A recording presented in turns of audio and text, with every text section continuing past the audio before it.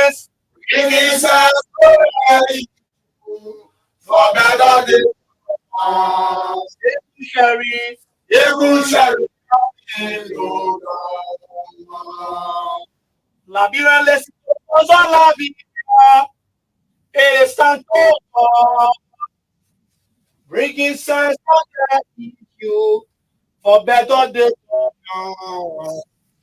Seku Sherry, even Sherry, Liberia, El Santo, bringing sense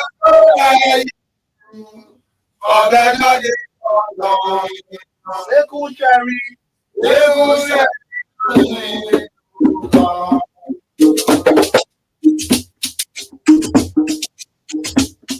Liberia, let's go la vida. El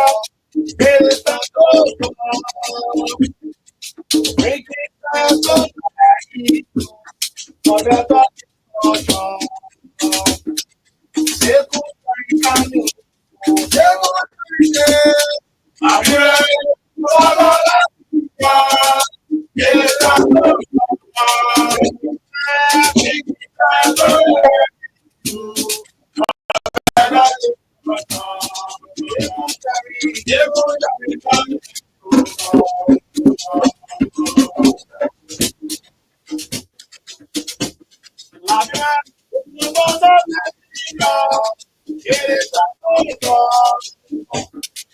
bringing sense for better days. Seku Sherry,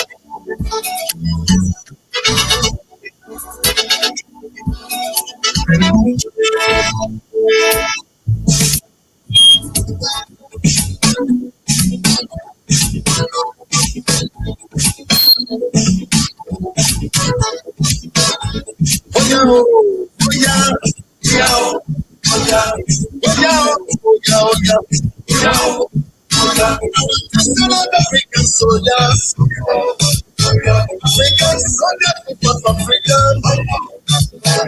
Want to South African soldiers now.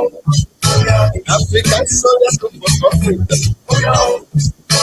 Some are dead and some are living. Because the dead are still fighting. Because the living are still fighting. Sometime in life, Absolute African soldier. you face difficulties not because you are not doing something right, Now they are singing the African soldier. but because But the human African soldier. difficulties will come to test your ability to see whether you've got I just remember African soldier. what it takes for such problems. Because God is When you African. focus on problems, you will have more problems.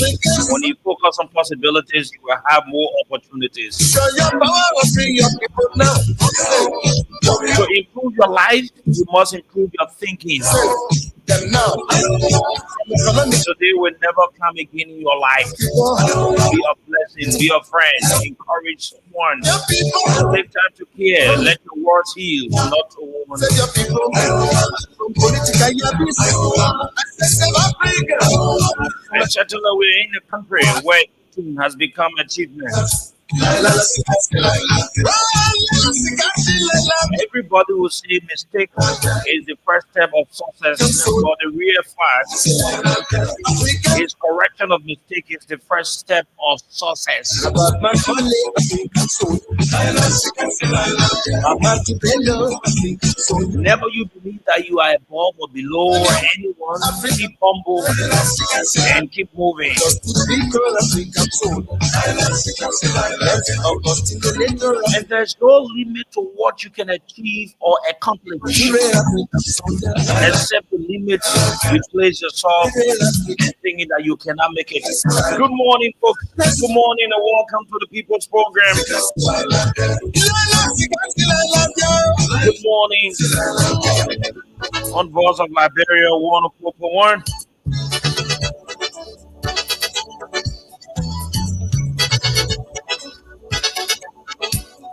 89.7 in Margibi, 90.7 in Banga, and other frequencies across Liberia.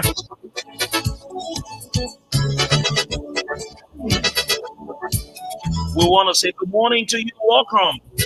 Those of you out of Liberia joining us this morning, we want to say good morning, good afternoon, whatever it may be at about this time you join us. This is where we converge to talk about the issues of our country. We've been in all of the towns and villages supporting across Liberia. Here we are this morning, inshallah, with the blessing of our parents, protection of Allah acceptance. We're going to be sitting along with you speaking about the issues up to 10 o'clock. We've got the issue to talk about. We've got a very tight presentation today and a gem lineup. And so we want to say good morning to you, all of the towns and villages. Good afternoon, good evening, whatever you are joining us. This is the program. Good morning, Liberia, on Voice of Liberia in Monrovia, with its branches across the country. My name is Sekou. And indeed, I'm Sekou Sharif. Inshallah, we are here this morning up to 10 o'clock. My co-pilot, my dear sister, beautiful Samira, is here this morning with me. She sits, looks in the eyes of me as I go through making the introductory part of our program. And let me say good morning to you, my dear sister. How are you feeling this morning? Let me say good morning to you, Sekou, and let me say good morning to all Liberians who's following the program this morning. It's great to be here, and this is where we converge to talk about the issues that matter to our country, as we all know. So, a pleasant good morning to you, and welcome everyone. Sekou, good morning. And how are you? How was your weekend? As for me, I wasn't faring well over the period of time, but I'm good. I'm feeling great. I'm very energetic this morning to discuss the issues. But let me ask you, how was your weekend? Yes, mine was very great. I want to say, thank God Almighty for making us to see yet another day. Uh, it is not that we are righteous than others, like I've always said. Uh, it is because of the mercy of Allah. that has kept us moving. There are many others going through a lot. You wake up in the morning, you hear about some of the things that have happened, and you just need to be grateful to Allah and say, thank you for what you've continued to do.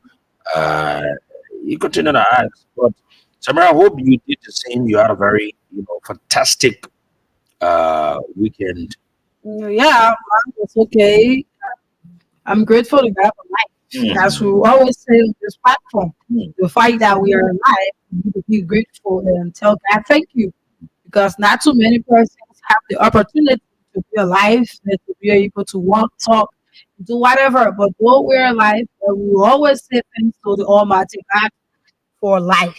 Hmm. Yes, Sekou. Certainly, we need to because he's the one that has been able to make us to be where we are. Someone lying somewhere just asking God, say, give me the last chance, Exactly. and I will repent from all of what I've done. Mm, But God has not been able to give them. So once we are here, we need to be grateful. We have been in the ears of the people in and out of Liberia. mm. So we need to be grateful, though.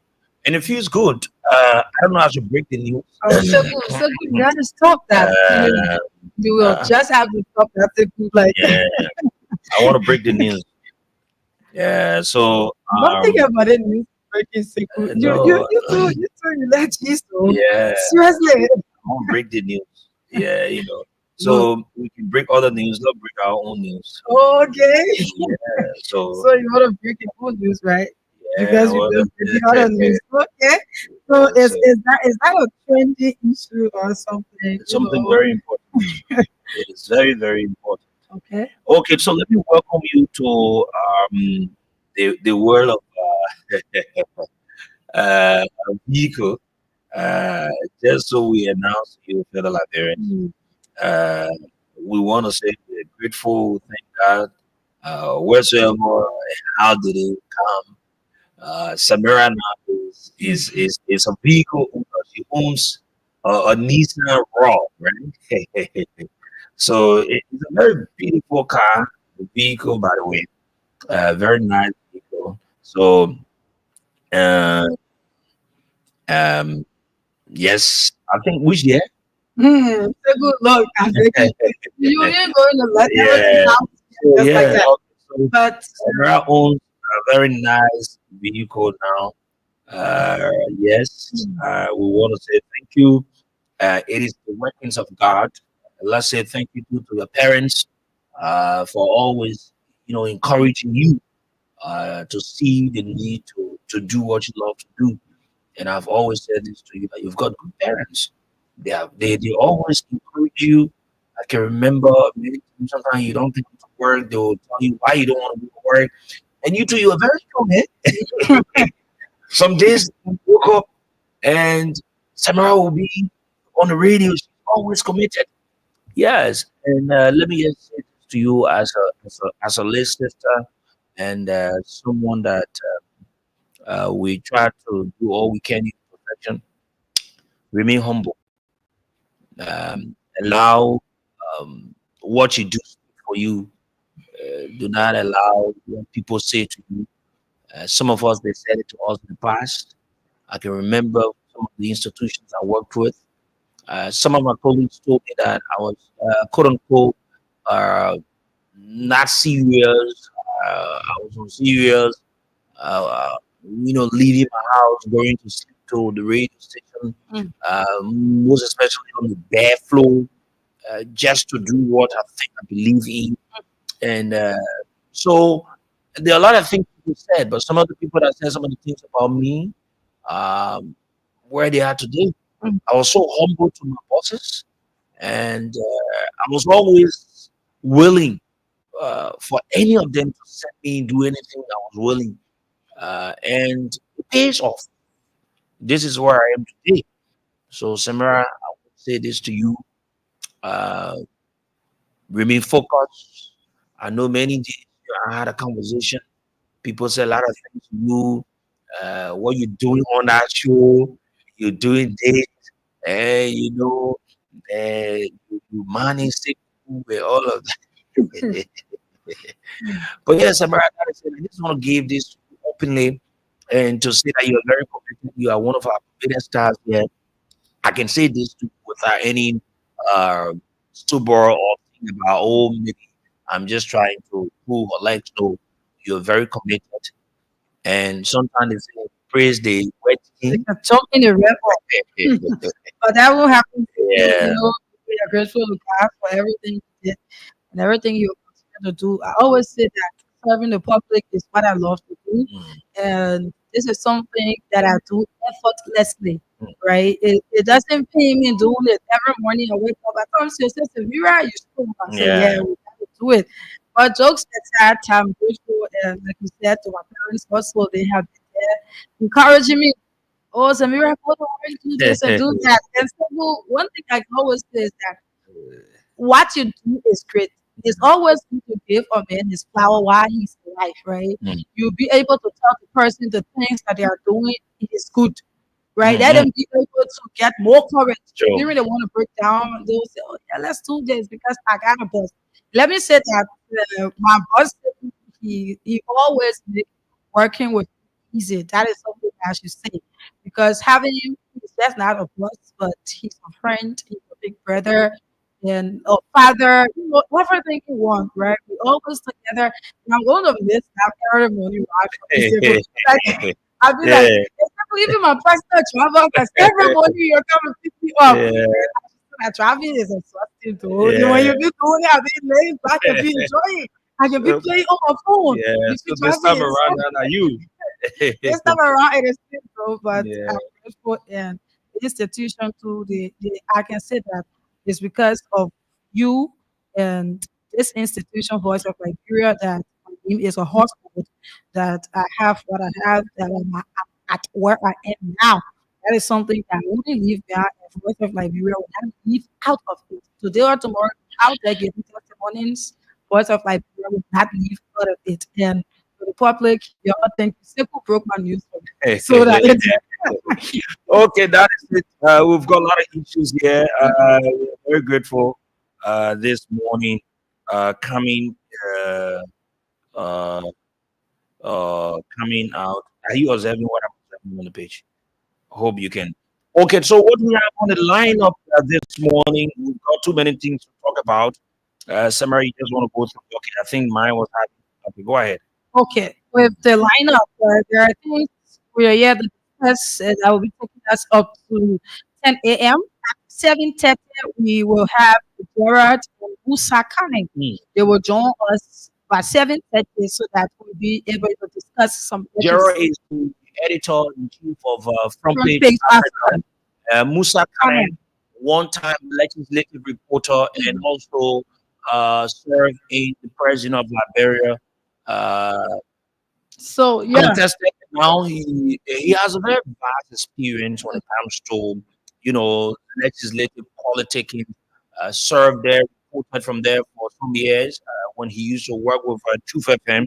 And this morning we're going to focus on what's happening at the Capitol building. Okay. It is very important, Samira.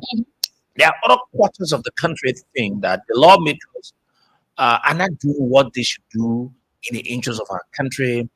My use to return there has been a section. The both camps, you say, they've got separate sections. You have one side that have got the presence of the speaker and the deputy speaker. You got the other side that have got the presence of other lawmakers that think that they cannot sit on the gavel any longer with the speaker. And so you have this flow and all sorts of things going on in the legislature. And mind you, the House of Representatives is very important. Mhm. It is the first branch of government. And so when they are not doing business, Mhm. it undermines the workings of the government. And also, the budget Mm. is to be in that house On on the 10 of 30th, this month. I'm told, I think Yes. the 30th should Or be the 31st. on the 31st, something. Yes. It's either on Friday or Saturday of No, this the week, 30th will be this Thursday because Thursday. November 1st is Friday. Okay. Yeah. So you have all these things playing, and we want to extend our condolences to the Speaker of the Mhm. Republic of Liberia, uh, J. Fonati Kofa, for the loss of his CSO, his office staff, Start. I mean, chief of office staff, Mhm. We want to say our condolences to you, Honorable Speaker, for the loss. We know what you go through now, how hurtful it is, having a battle on, and then you have this other thing on hand, and see the way. Yeah, so we want to say our condolences. We wish you, all of the staffs of in the office of the speaker, family members of the late uh, chief of office staff. Uh, we want to say our sympathy, our condolences to every one of you, right? And Okay. so, So we're also going to talk about the yeah, ambassadors. if we call all of the ambassadors and all of Yeah. that, but in our conversation, we'll also try to talk to the two sides of the entire thing. One which is we'll talk to Representative Fude Famole, right? Mhm. We'll also try to reach out to Representative Marvin Cole, and we'll also open it up for any other lawmakers. We're trying to also get some former lawmakers if we have them to open it up. But there are some issues during our conversation we'll be looking at. We've been looking at the possibility of this spread any soon. Are we That going to is have the thing. it any soon? Mhm. Or is it that this thing going to continue to deepen down to the extent where maybe the speaker, they will say, okay, Mr. Speaker, for the sake of the country, you need to resign? Or the speaker, as a legal person, we see the reason to continue to stand by what the law says. Mhm. Mind you, the two sides are saying that what they're doing, it is a legal way. The bloc, the majority bloc is saying that what they're doing, it is the legal way. And the bloc of the speaker is also saying what they're doing, they're going to seek the redress of from the law. And the majority bloc has sent, communications to the deputy speaker. The deputy speaker home. Yeah, He just like, that may the all whole, be said. yeah, the hat water, yeah, the water hat. Mhm. You said it now, seditions are beating his back. Mhm. Listen, seditions are, when we reach, we provide, we take like 10 minutes out of our conversation, To which give will the, have our views, yeah, we'll give our thoughts on this our issue own and analysis. see Mhm. where, how tight it is. What do we do? It's going to determine whether he removes the deputy speaker or if any side of the country go the way it goes, it determines he becomes the deputy speaker or also leaving the position. Though Mhm. it is a tough thing to do. It is a tough thing to think about. It is a very tough thing to see how you handle it, though, Mhm. because you have on the other hand the CDC, which he has been, and it is not. This is not something to argue about to say, oh, Timo Fala is not a loyalist. It is Mhm. something that you won't argue because everyone know in this country, Thomas has been with CDC. Thomas has never betrayed CDC. Thomas, for his entire life is CDC. So he needs to protect that institution too. And also, in, in your house appointed group, Mhm. he also remain as a deputy speaker. So how, how is he going to play this other game here? They said that he Is will he go going to and remain? back over the Is majority. he, is That's he going to exactly the thing. remain to the side of the speaker, Yeah, or is he going to go on the other side exactly. where he has been, won at two different times and tell him that if you don't come, we'll declare your position vacant?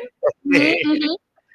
So we'll look at that in all of our conversations here this morning when we'll be joined by our colleagues on the show. You just want to acknowledge some of the people watching, then we Definitely. roll on some of the issues, then we move. But did you see the video of Representative Koga when he entered the Liberian Senate, Mhm. where he shook the hands of most of the guys? And at Yes. the end of the day, did you hear what the vice president said? Mhm. And it brings me to a point that the vice president is solely involved in the removal of fanatical. So, It what of brings me to a point to believe solely that the vice president is involved in the removal of the Speaker of the Republic of Liberia. But we'll provide our thoughts At little time here on the show this morning, just acknowledged and we move ahead. Okay, so Ibrahim Tola is watching. Fati Yahaya Sharif says, good morning. I'm following from Balima. And Jerry Platter writes, good morning, Wiseman, Sekou, and Samira. Thanks for the great job you do for Liberia and Liberians. God will surely bless you. I'm carefully following from Freeport Community. Didi Samson Former writes, good morning, my beautiful people of Liberia. I wish us a successful week as we go about doing our normal hustles. The goalkeeper we put in the pool can absolutely save us from these existence constraints faced by us as Liberians. The goalkeeper that complete that bucket. Cover Techno says, good morning, Voice of Liberia. I'm watching from Johnsonville Sports Center. My name is Kofa Tokba. Thanks for the information every day you provide. Cedric from writes, good morning, VOL. I'm watching from GSA Road, Pinsville City. Congratulations, Samira Patience Roberts writes, you people should try and buy banker branch. Okay, we will look into that. Juja Wanwa says, congratulations, Cassie Johnson writes, good morning, Voice of Liberia family. I'm Cassie Johnson watching you from Omega Market. Thanks so much for the update this morning. Buema Williams, he goes on by saying, good morning, I'm watching from Topo Village. Deborah Johnson says, good morning, I'm watching from Old Road. Jeremiah Va writes, my name is Jeremiah Va. I'm watching from District number 2, Bon County. Please tell Representative James Collet his district road is closed. This is Gabriel Quina. He says, good morning, VOL. I'm following from Banga City GST Road. Government, please provide us job with the youth outside Monrovia. Samuel T. Colley says, good morning, VOL. My name is Samuel T. Colley, following from Marquis County, District number 5. Joseph Sabu Dikwe, he says, good morning, Voice of Liberia family. I'm watching from the purple corner in Kosovo, the city of Rehab. Why Liberia is always on the opposite of the wall? With a customer, he writes, rescue in Liberia is opposite to other parts of the world. Papa God, save us. Cedric, good morning. I'm watching ESA Pinsville. Congratulations, Samira, and also to CEO. Chief Brown says, good morning. I'm watching from Vocation. And Ama Fata Stayon says, good morning, VOL. And Ama Fata Stayon, following from District 17, Broadville City, Banjo. Wema Williams writes, we are not seeing Samira. Congratulations to you for the good news this morning. And our God Yanti says, thanks to you, VOL, for the kind gesture to my sister Samira. Samira, don't forget to invite me to watch the car. Okay. Yasa Sharif is watching. And Sekou Jabi, he says, good morning, VOL family. My name is Sekou. I'm Sekou A. Jabi. I'm following the show from Batala Bonko. I want to take this time to appreciate the three most respected representatives of Bon County. Representative Eugene J.M. Foley, Representative Josiah Martin Cole, and Representative Honorable Breman Briggs Mensa for standing with Speaker Puffer. Princess Offset is watching Wulu. This is William Wulu. He's asking, where are we going? And Flomo T. David writes, the radio, the voices, the mighty B-52 of the radio. I am following from New Matadi. Good morning, CEO and Samira. Ibrahim H. Bar says, good morning, CEO and Samira. Christian Sikwe says, pleasant good morning. I am following this conversation from a capital building office. There's too many other comments where Yasa is following. Matthew Jiko, I'm watching Boat Road this morning. And okay, Yasa, certainly, definitely. Um, Joseph Ita says, good morning, UL. I'm watching from New Georgia, Ireland. And Princess Sharif says, good morning, VOL. My name is Princess Sharif. I'm following from my resident. Yasa Sharif is watching. My own good friend and sister, I want to say good morning to you this morning. So that's all for that acknowledgement. We cannot continue to all of you who want to say we are grateful that you are here. Do not forget to share the live video. Continue to share and invite your friend to watch and listen because we're going to have a very fascinating discussion this morning. Just before going over to simple, the cash giveaway is open. Today is a 5,000 Monday. All you need to do is dial star 799 hash, and then you select number 8 for Voice of Liberia. Put in your 100 Liberian dollars and stand a chance to win 5,000 Liberian dollars. You can play as many times as you want. It is out. All you need to do is dial star 799 hash and select option 8 for Voice of Liberia. Play with 100 LD and in 5,000 LD. Seku. Certainly, play with 100 LD and win with 5,000 LD. It's a giveaway that you make use out of so that you can, yes, yes, it's a giveaway. Yes, I just want to read this, okay, from the late, from the chief of office staff. She wrote, she posted this on October 17. Uh, Helene Seyon Howard, they need a passport from the office of the speaker. Mhm. And this is what she posted. Their continuing thoughts for the removal of the Honorable Speaker, Councillor J. Fonate undermines our democracy. Mhm. She did a read out.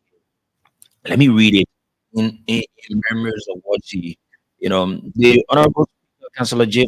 Fonate has demonstrated extremely uh, exemplary characterized by integrity, wisdom, and a commitment to the values that our nation upholds.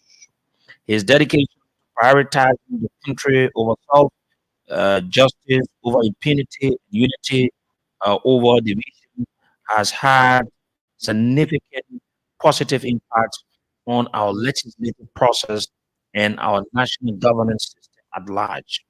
Removing him from this very demeaning and highly strategic position in our current dispensation will not only disrupt the ongoing process he has spearheaded, but could also undermine the stability and integrity our legislative engagements have brought to the sustainable peace and governance of our country, of our people.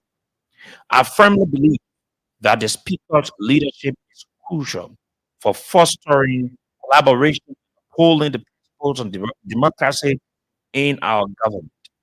Continuing to unseating creates shock in the economy and fear among who will be investors contemplating investing in our already challenged economy.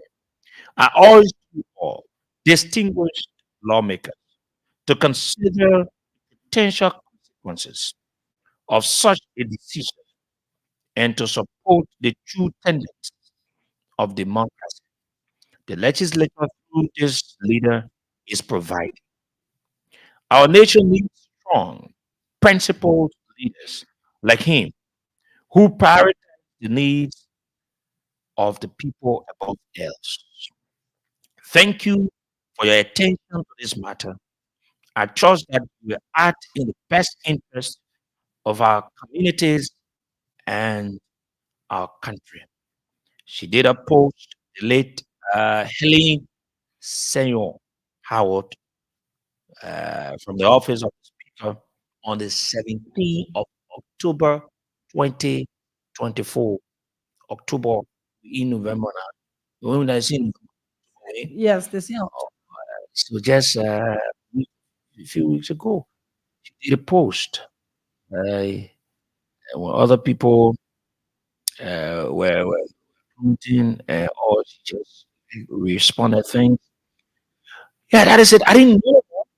I don't know what cross path, but that is it, and that is okay. So on now, we await our colleagues to join us.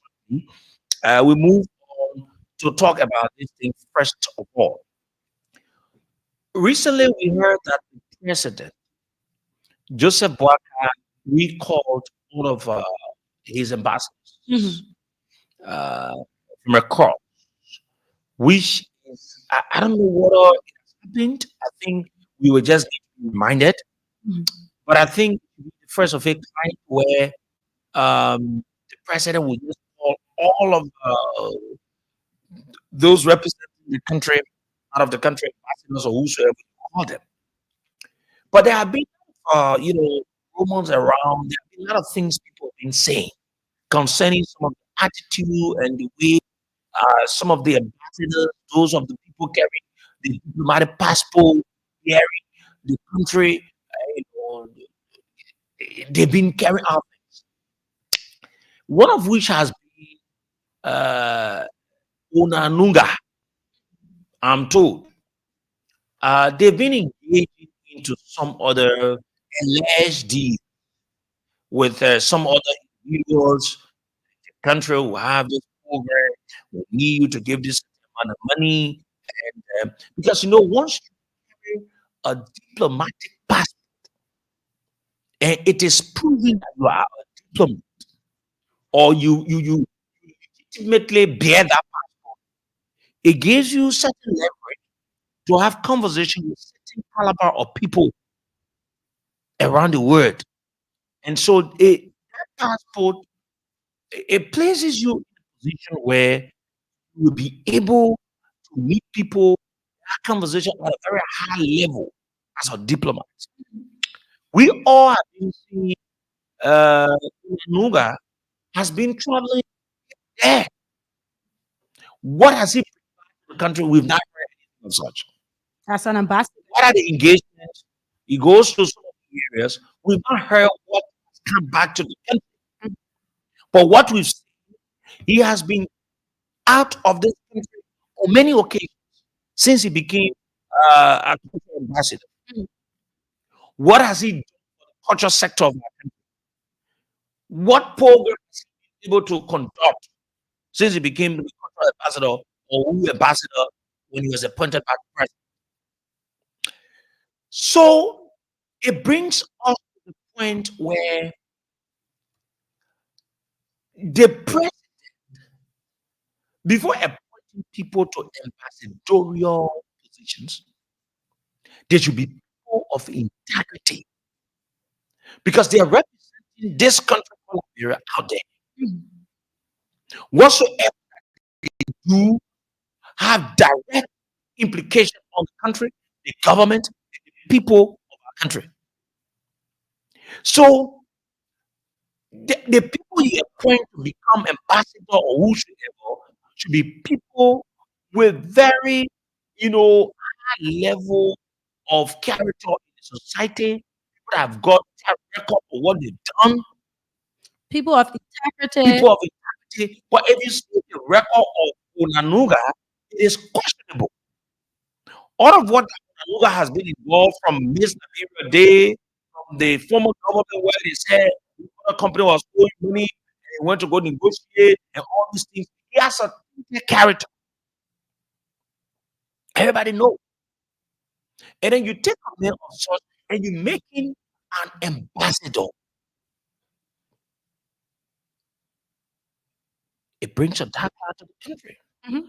Because all of what remember I travel, I think we all travel 1 or 2 times on the same flight, and then we had a transit differently from Ghana.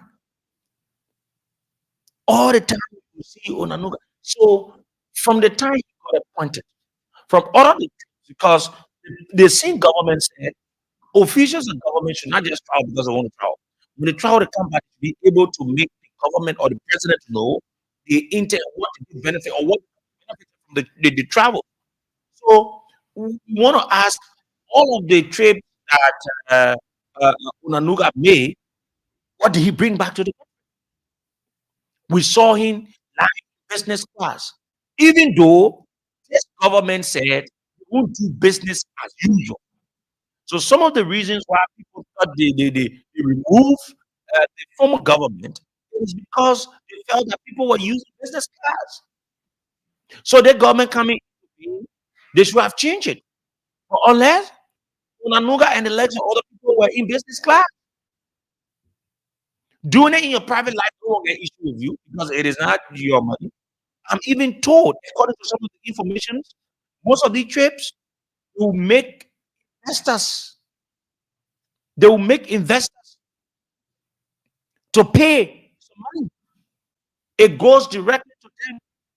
It is alleged that these men are taking millions of dollars of some investors with the understanding that he's going to have a climate change program here, and so another country should give money into all these kinds of things.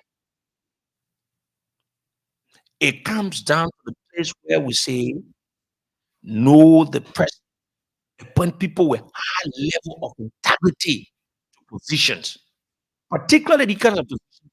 They are not just for anybody you can just put them there. No, because they interact with the outside world. They go out there. What they do is how people respect their country. Yeah, And I'm it's told that there have been series of complaints mm, from various countries to the foreign ministry. But anytime when they try to reach out to them, they will say they are not working with the Ministry of Foreign Affairs. But the complaints will come to the Ministry of Foreign Affairs. yeah, and second, you know that the president just did an appointed ambassador at large, Mm, ambassador at large all over, and these positions you need people with high self-esteem, mm, right? People who they have that self-esteem for themselves already, before they go out there. People who want to go out there to meet their fellow counterparts, they will not struggle. They will not be doing things for their own good. But the president, he just did the appointment, he did the appointment. At the end of the day, you have to be recalling the ambassadors. Look at what he did the other time. Just look at what he did. I think it's one of one of mm, the leaders he appointed someone husband that he stole mm. from Yeah. So the issue about Mandela Kupo, Metala Copper, and yes, exactly. and sometimes it is one Yeah. of the things that people they've criticized. Hmm. Don't you have a Liberian, Thank you. that could serve as ambassador in that position? Mhm. You took that position. And sometimes you wonder as to whether the president himself is the one He's in doing these things. control. It happens to presidents not only because sometimes some of these things they just unbelievable. Mhm. They're just He unbelievable. took somebody from another How country can that happen anywhere? and made them ambassador at large. You don't even know the person character, what they have been into. That's the reason why you see people just come to the country to see Liberia as a money making country. Because as soon as one man takes over, start to appoint people who they are not qualified in that position. Look at what's going on. People writing business plans. Like Sekou said, if it Mm, is your private life, you have nothing to do with it. But the fact that you are using taxpayer money and you are not bringing anything back to our country, it's something that is worth concern. People should be concerned about it. Because how is it that you are an ambassador, right? You have that diplomatic passport. Not everybody has the access to have that. Meaning you are a diplomat. See, at the end of the day, you leave the country and go out there. A diplomat coming back, he cannot tell us as to, what are the people that he met, who are the people he what met, the and country what they discussed, and all of that. And mm. that's the job of an ambassador. You see that they but will leave but the but country but always. if you go no the stages, right? Yeah. Like Onanunga, what did he bring back to the country? All of the trips he made, posting his private, I know, in business class and all of that. What did he bring back to the country? What such a program did he even organize as a cultural ambassador? What's the impact of him being a cultural ambassador in that country? What has he done? You know? So sometimes these things it hurts the country in good. And eh, you say all the ambassadors, you just move You, all of them, all of them. So our country now is no one is out there representing us. If anything is happening, we don't have representatives there. but even me that And then you bring okay, in people yeah, like the other okay, so time I heard that you want to send George Sulu to Brussels mhm, to serve as the EU ambassador, to serve as Liberia representative in Brussels, mhm. right? The same thing we're talking about. You look at the character of people. Ambassador Asi Yenabo has been there, somebody with a very high character. He has been in that place serving. And then because of political reasons, sometimes this is what I'm saying. You have us in Liberia or Africa, we don't appoint people, we don't allow people to do work because of their qualification or how you've got a very good character. We put people there because we think that we owe.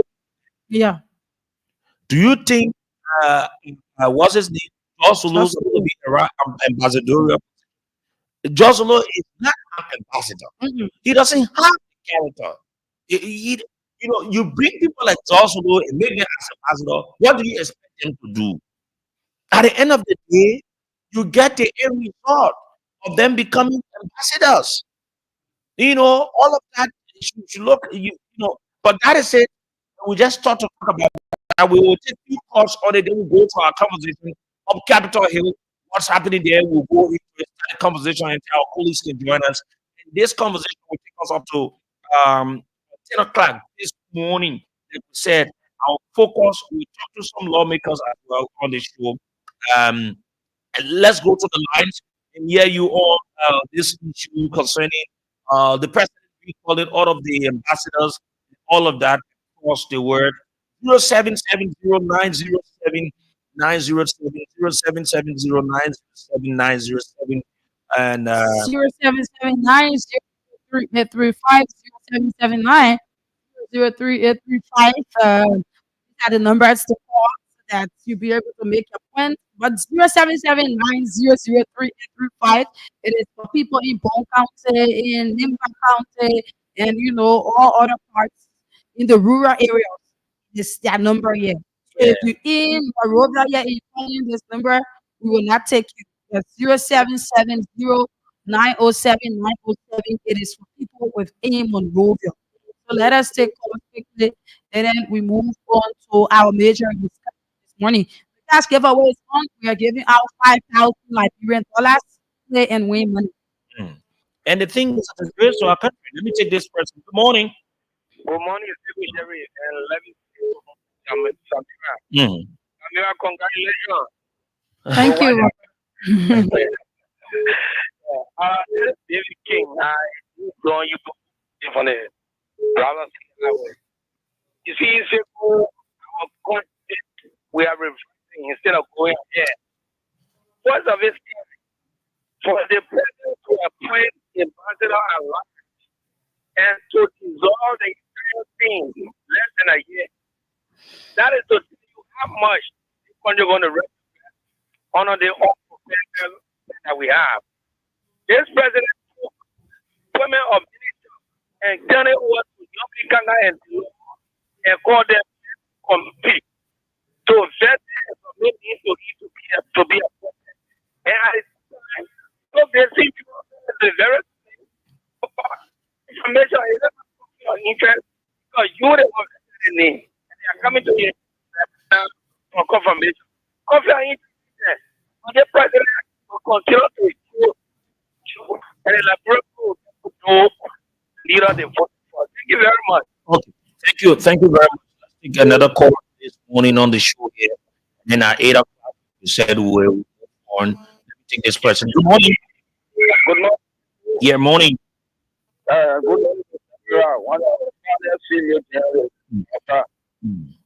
Yeah, let me go to the issue this morning. You see, people, this country will continue to go dry and dry on this of the president.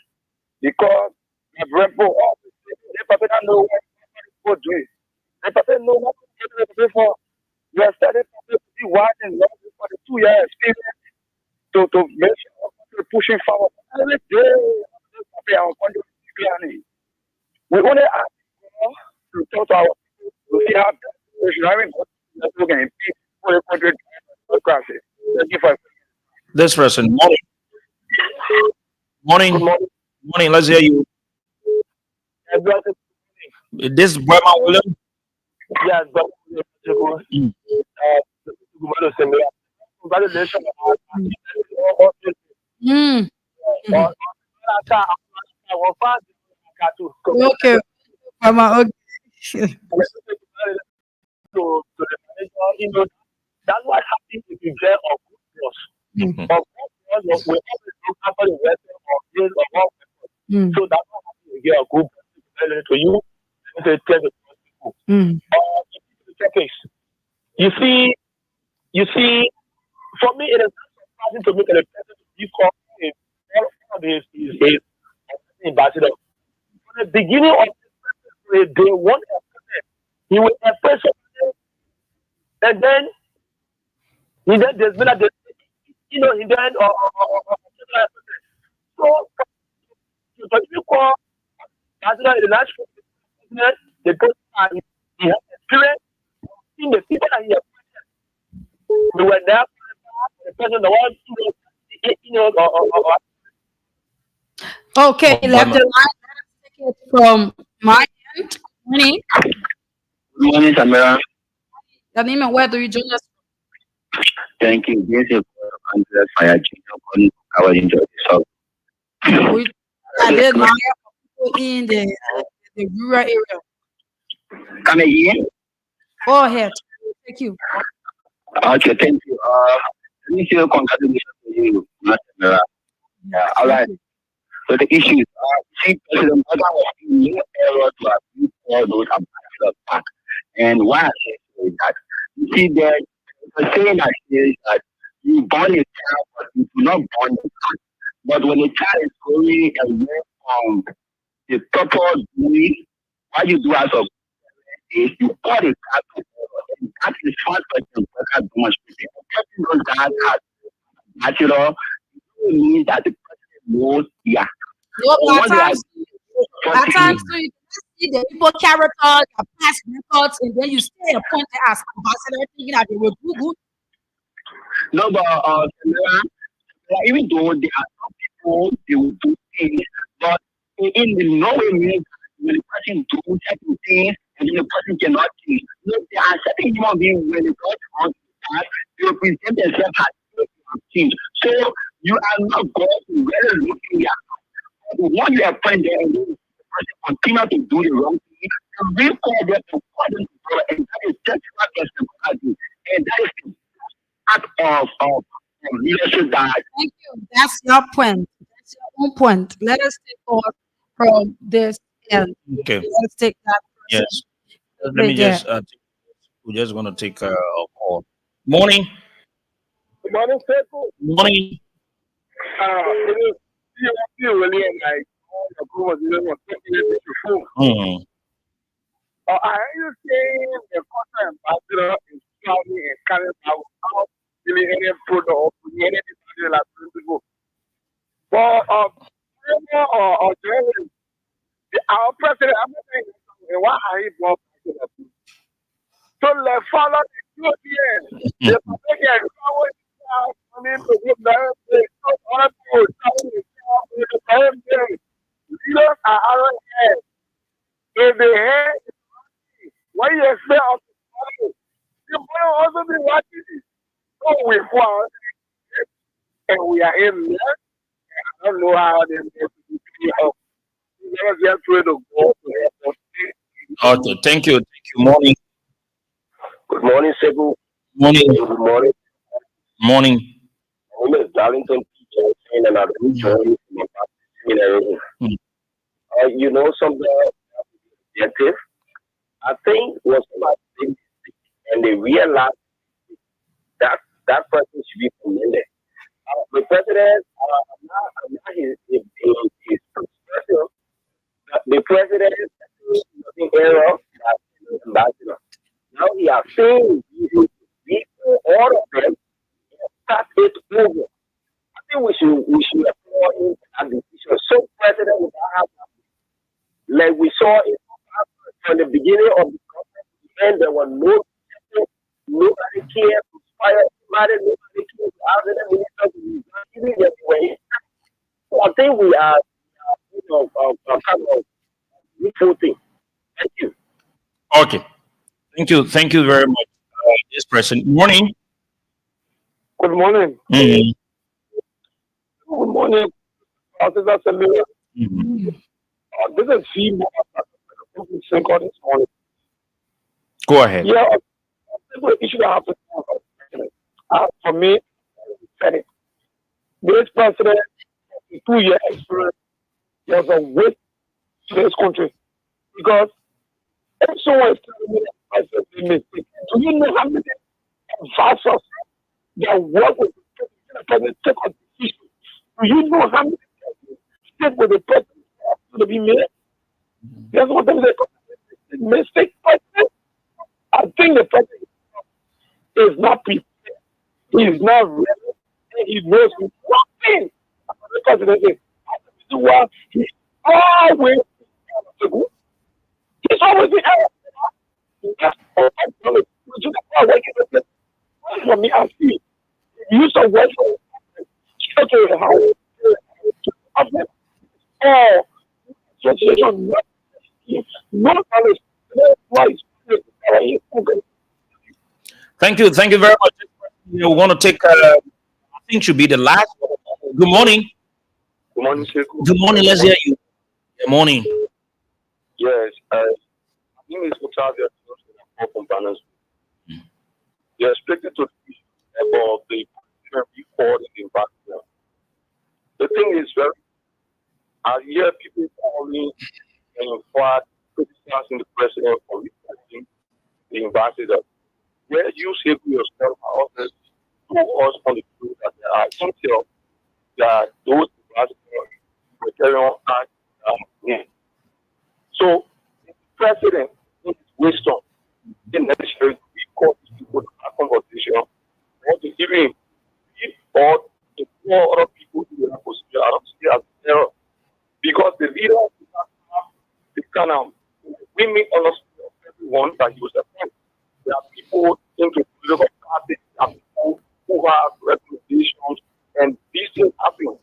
So, I mean, people call So we want to know now what the government should be doing to tell us why they decided to recall them. That should be let's have an open government.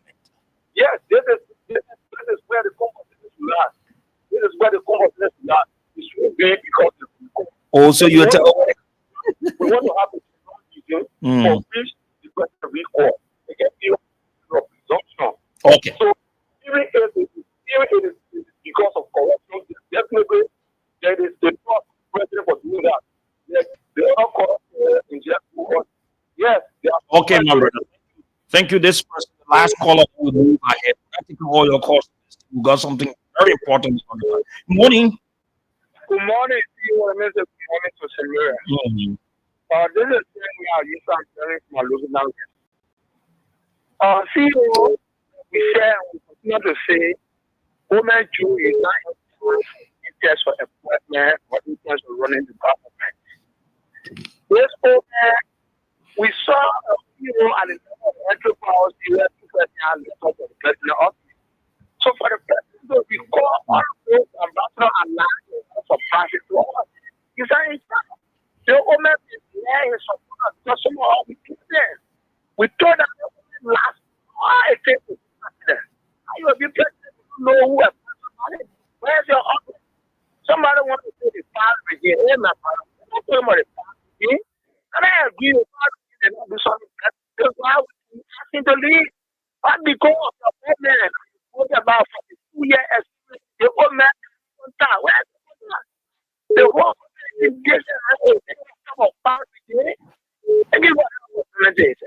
Thank you. Thank you very much. I beg you guys to do your calls. we got something else to talk about this morning. We can't give away. Samara, you want to give information to the people that we transition? Okay, so we have three winners already for 5,000. All you need to do is ask *799# hash. You see list of radio stations. Select number 8 for Voice of Liberia. And once you select number 8 for Voice of Liberia, you play with 100 Liberian dollars. This $100 you are playing with this money and you stand a chance to win 5,000. So you can play 2, 3, 4, 5 times. You use 500 Liberian dollars to win 5,000. It's as simple as that. The more you play, the more chance you stand to win 5,000. So we are on up to that is 10 o'clock. But now we have three winners. Once we get seven winners, we will do our draw. We will call out the seven persons. We have three winners. If you are there, put money in your phone. If you don't have money in your phone, go to the nearest mobile money booth. recharge your account, loan yourself, and you can be able to play the cash giveaway. Star 799 hash, select number 8 of what Liberia, play with Putra LD, you still a chance to win 5,000 Liberian dollars. It's on this morning.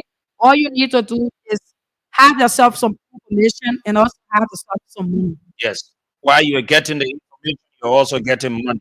That is it. Okay, so fellow Liberians, a week or two ago, uh, we broke the news here when we had lawmakers on the line, and then we said they were planning to remove the current speaker when he was out of the country, and then we had some of the lawmakers on the line, and they shared their own, views about the information. And at the end of the day, it came through that indeed it was true that lawmakers are planning to remove the speaker of the House of Representatives. And in past speakership, what we've been told and we've witnessed is that speakers have not been able to remove. Speakers have been able to resign Mm. through either negotiations, through either pressure, where other people get into it and say that for the sake of the country, you need to do this, you need to do that. So at the end of the day, speaker has not been able, to be removed by his colleagues. And so it is a tendency that is now, moving. And this time around, Speaker Fenati Kofa feels that we cannot continue to do business as usual, where um, when few individuals think that they are unhappy, they just woke up and say, "Okay, you need to leave the position," and without looking at what the law says, hope they allow it to happen. So this time around, the speaker feels that he will stand his ground and he will not leave. So the play is ongoing. So as we are with our colleagues, we'll try to weigh in on this. This morning, we'll speak with Representative Marvin Cole. We concluded we're trying to get Honorable 40 family. Any of you around him, I'm told they all at the hotel. We'll talk about that hotel thing too as well. Yeah, It's necessary that we do that. yeah, Imagine. you 30 years, they Yeah. get it, man. Mhm. Yeah, so you can just hitting up that we are calling him. We had a conversation that we could have had, so we want to have the both parties. But let's look at it from this two fellow Liberians. The two sides are calling themselves legitimate people. Mhm. The bloc of Funaki feels that they are so legitimate, while the bloc of anti-Funaki feel that they are so legitimate. And the other side is got numbers. The other side they've also got number that is very consistent. So we're going to start it from this point. In one of the quote unquote sections of the majority bloc, they sent a communication. And I'm going to read a communication here to the deputy. Mind you, the very first time they made an attempt were they to have the deputy speaker in that session. But now, Speaker Fonati Kofa is a history because they could have gotten the legitimacy. Mhm.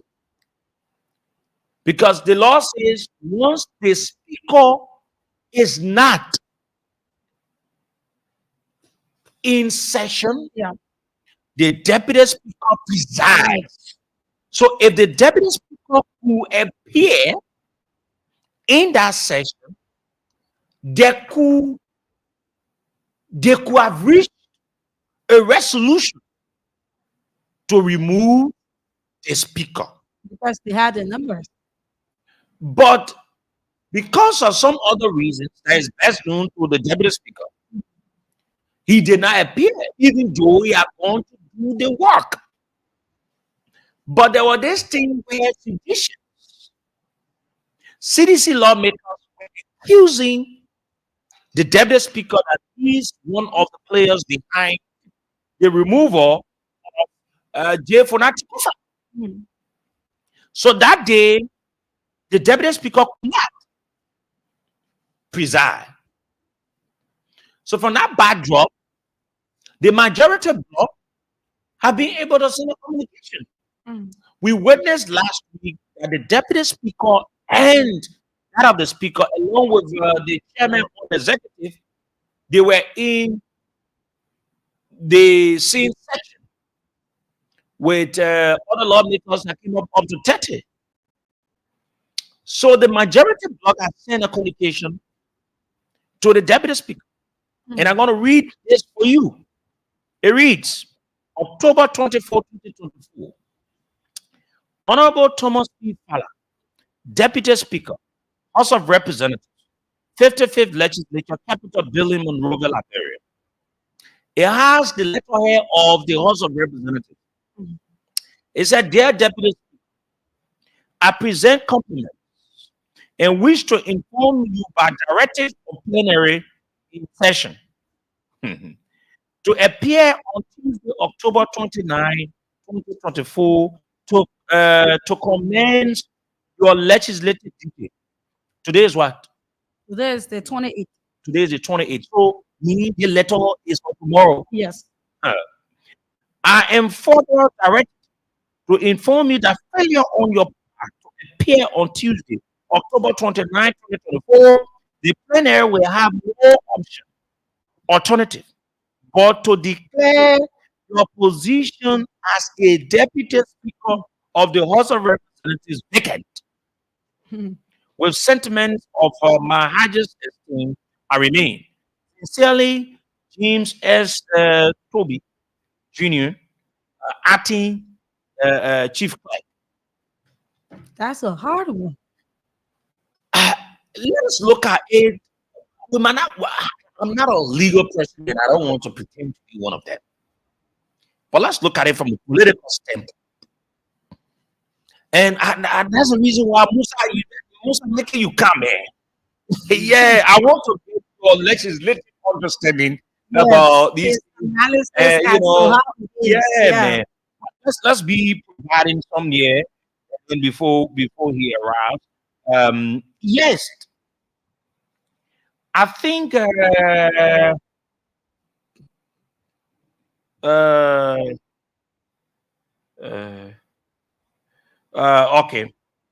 okay. Gerald too is trying to also make his way in. Okay. I think the deputy speaker is in a very tight position. And they one day will call it and say, either you live or you die.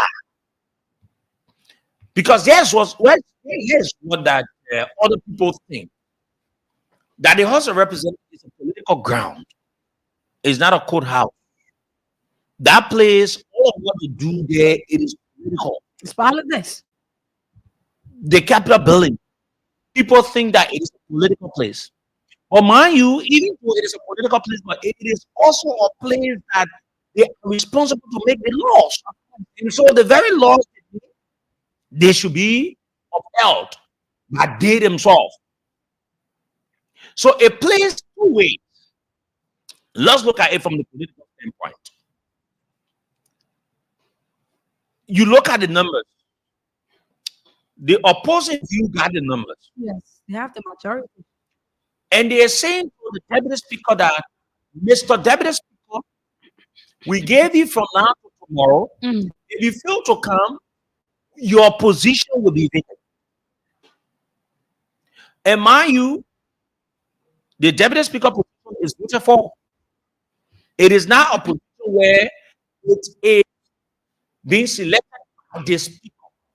Just the way the speaker was elected, it is the same way the deputy speaker was elected. So the both of them come to the various positions based on the elective positions or their colleagues electing them. And you cannot succeed without the backing of the people that elected you. It means you can be removed. Once it is done, another side say the right way, another side say the political way. But on the aspect of the deputy speaker, I see that he's in a position that is very hard for him. In a sense, he remains there. It will be a problem like the way the guys are saying for him. He might like to be removed from his position if they got legitimacy. He might like to be removed because we don't know how it ends. We don't know whether it will end to his side to the other guy's side or whether it ends to the speaker's side. Are they willing to listen to what the law says? And what we're hearing is saying they will not under what the Supreme Court has said. Because they think that the government has three branches and they work separately and without any interference. So if the deputy speaker say, okay, he wants to remain within the section with the speaker, he stands a better chance to lose that thing. Mhm. Yes, because it is what the guys are saying. Mm. Do they have the legitimacy? Do they have the political power, or is it a political issue? If it is a political issue, then they look at it the political way. Then they have some level of influence that they will determine the fate of the deputy speaker. But if you go into the legality way of it, then the deputy speaker stands on a better side. That he stands with the law. But what we experience from the House of Representatives in the past, most of what they've done seem to be political. Yes, one point in time, someone ran to the Supreme Court, and the Supreme Court got involved. How did they end? At the end of the day, the political aspect came at the hardest. Yes, another thing that the deputy speaker he faces. See, this same thing that is behind this thing, even though, like I said, no one can question the loyalty of Thomas Fala when it comes to CDC. Thomas Fala has not been from political party to political party. Thomas Fala has been with CDC during the worst time, even though CDC has made him to be where he is. It is CDC too that he has benefited a lot from. Yeah, because he he benefited from CDC, benefit from him. But to say Thomas Fala is now, a loyalist to CDC is something that you cannot even discuss because it is clear that Thomas is very loyal to CDC. Seditian think that he should be with the speaker. But seditious are out there don't have the legitimacy in the House of Representatives to say they've got the voting right or they've got the right to go into the political thing. It is only the CDC lawmakers that are there that they will need to talk to. But the very CDC lawmakers, both of them are now saying on the other side, supporting the removal of the speaker.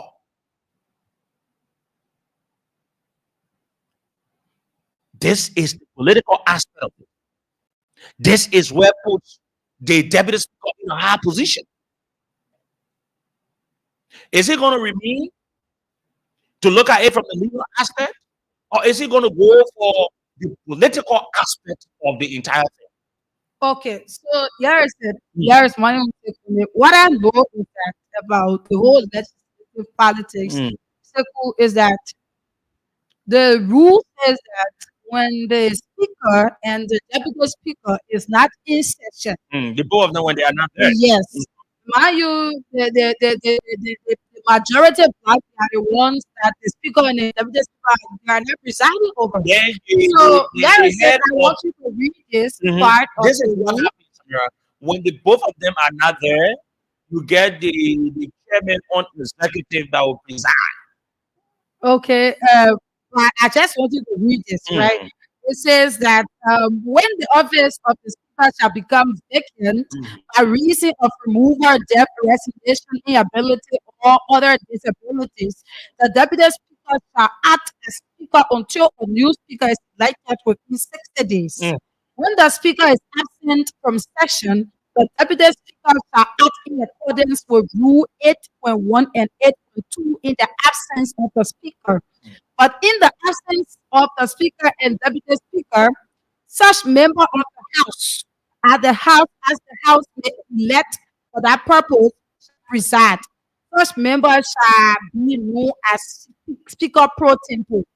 So if the speaker and the deputy speaker they are not available in session, Mm. you're going to take one member so that that person to preside, and that person will be known as the speaker pro tempore. Mm. So before taking that one member, it is the letter that was sent to Thomas Fala so that you go and preside. Telling that if he cannot go to preside over the majority block, then definitely another member will be in a position will just be just like that. So, Samara, how do you see it? Let me get your own thought about this, right? Seku, What do you think the deputy speaker do in this case? Seku, I can tell you that even I am the one in the position that Thomas Fala is in, Mm. it is a very hard It's decision very to tough. make. Very tough one. Mm. Because looking at where I came from, CDC, Mhm. looking at the pressure that is behind Thomas Fala, people calling it the Julius Ascara already. And he's in the know of political removal. It is tough from that end. And hierarchies in CDC will not agree. Well, it is the law. And Thomas Fala going to preside over the majority block. But hierarchies in CDC will say, we expect Thomas Fala to do it. Yeah. He's not the And the speaker has said that Thomas Fala is not in this thing, is not Thank aware, you. all of that. Thank you. And all of that. And on the other hand, too, you want to do your job as a deputy speaker because it's what the law says. But Seku, if I'm giving an honest analysis on this, right, You think Thomas I Fala will should go tell you for that it? this thing, I will sleep over it and sleep over it before I even get the answer, Seku. Because it's actually tough. It is just tomorrow. Mind you, the pressure from CDC. It is just tomorrow. And mind you, the Lord who insists that his position is about him losing his position. So do you want, is it good that, okay, he loses the position of the deputy speaker, then he just be the common lawmaker, and seditions will be happy about that, right? Seditious would be happy, but Thomas Fala himself wouldn't be happy with that decision. No, we're looking at the tape now because the CDC wants certain things, meaning the people should do it. And we look at it from that point because the CDC, this is all CDC that put the party mandate. Yeah, Party Mendy, yeah.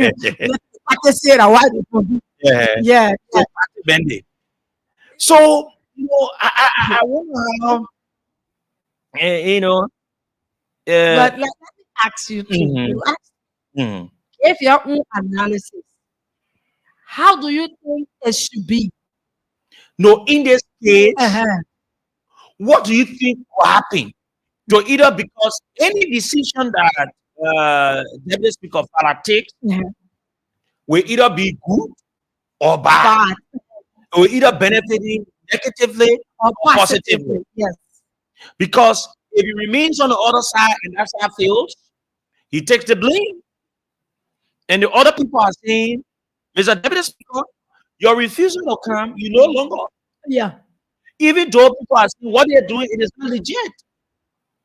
But they are consistent on what they're doing Acting. and That say is the that point. they will remain where they are, they will not go for sex. The hotel And they- business, everything, Yeah. they're in it.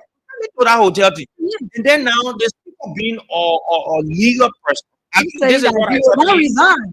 He said he will not. Unless the people can get a 49 Yes. and come and allow me to go through due process. And then if I'm guilty, I will resign. So he ran to the Supreme Court. And the Supreme Court said, hey, y'all listen, y'all stop everything you're doing. Y'all come for the country. But the other bloc is saying that they won't listen. But Seku, what do you think? If even it reaches to a point that, for an example, I'm just saying, let's state in this phrase that the deputy speaker, Thomas Fala, he doesn't go to the majority block to go and It means resign. that as of tomorrow, he's no Thank longer you. the So on that side. thank you. They will find another position. Okay. So the West scenario that if his block fails to win the fight, it means that that other side is no longer there. Okay, so here is the point. If they just can't get the two-third, that is the 49, definitely they cannot remove Kofa. And Kofa is saying that he will not resign. So here is it. What if Deputy Speaker Fala doesn't go there tomorrow? At the end of the day, they bring another person who go as the speaker. And the deputy speaker. Yes, program. Do you think that the executive will do business with the majority bloc? That is the So question I want this, to ask. in fact, now the executive will be in a very hard position That is as a it. root to women. That is it. You have the legitimate speaker, the legitimate deputy speaker, but there's this battle for the removal. So who's responsible to do the Liberian people work? That is the question. That is my question this Who's morning. responsible to do the Liberian people How work? is it going to be done? How is it going to be? It is the same week that you have to carry the budget. Fair enough. This week. So, and the thing is, if the deputy speaker goes the way of the majority, he's safe in a way where if the majority wins, he remains the deputy speaker. If the majority they don't win, he remains the deputy speaker in a sense. The other side is not removing him. They're not saying that he's removed. And I think I don't know whether there's a law will not be able to have him, but the other side, it just like I think Thomas is in a very hard position, Seriously. very hard, and I wonder how he's going to handle this issue politically, because in this one, is like I'm protecting my party, protecting my job.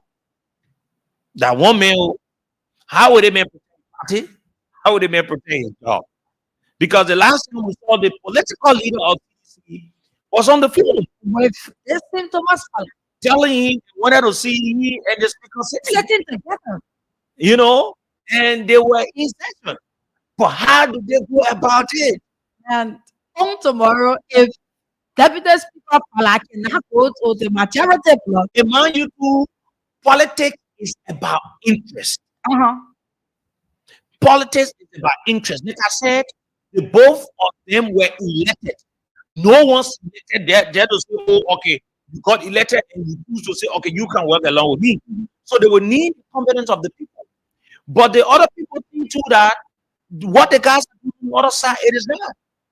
So now let's move ahead. Is it also good too for lawmakers to say they can honor what the court says? Now, if lawmakers are rejecting what the court says, what it says to the ordinary person, who's going to respect the laws of the country? You lawmakers are making law, and you that's supposed to uphold the law. The law is about to be played, and you say you can't respect it. So are they saying that others should respect the laws, but they should not respect the law? Yeah. And that would be a bad precedent on the part of lawmakers. It will be a bad precedent on the part of a lawmaker or lawmakers. I would think that, oh, they should not respect what the law says. To say, okay, even though the Supreme Court said this, we will not do it. What example are they setting? What do they want the people of our country and the international world to learn from our political issue in our country? That, oh, we got lawmakers that don't respect the laws of the country, even though they are the ones that are making the laws. Is that what we want the people of the world to know of us? Is it what we is it what they want? We want the people to know of us, so that lawmakers will say, okay, even though you say we will come there, but we're not coming there. What are we learning, or what are we teaching, or what are we setting for people to say, okay, this is a house of responsible men and women that have come to do the people's job, and this is what they're doing, and this is what they're going to do in the interest of our country. It takes us to a point where Number of lawmakers just decide and leave their homes and go lay down to a hotel. What's the meaning of such? Imagine. What it implies, what it says. Now, anyone will believe that what the lawmakers are doing, there's something behind it. All of y'all, you get who's in time. Eh? Y'all leave from your places, y'all go lay down there, All of you. later, you're that's just right. enjoying. Yeah.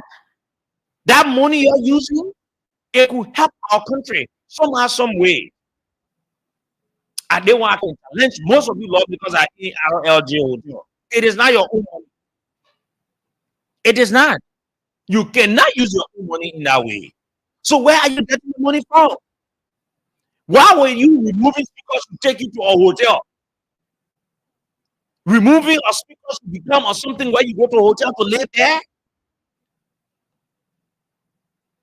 What are we teaching the public? What are we saying to the world? Sometimes these things we do, it makes people to not take us serious. You want to remove us? Must you go to a hotel? So it's like every one of them that are there, they don't even trust each other, because if you trust someone, everybody go home. Once it is something that we want to do is legit and genuine, it is something that we think that is in the interest of the country, we don't need to go to hotel. We go to our very home. We converge to the Capitol building and do what we want to do. But because they themselves don't even trust each other, so they go to RLJ and they are there doing what?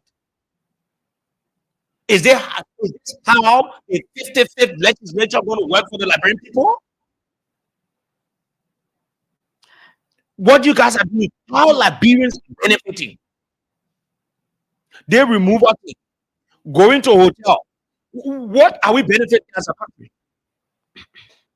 The number of nights you spend at them being there now for more than 1 week. When they are coming to the Capitol building, they're coming comfort. When they are leaving, they leave together. So You people are married men in this place. You got your family home. You just tell us to be in hotel.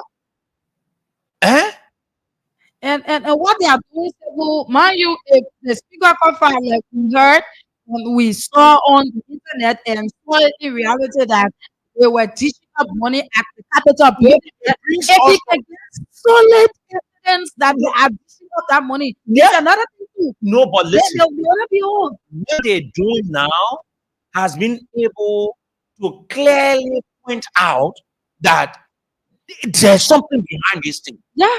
Why we feel like you people are vulnerable people. There's something You all want to remove this man, fair enough. But why must you go like you're going on camp? So you want to make this thing colossal? What's the importance of all of you being there to that place?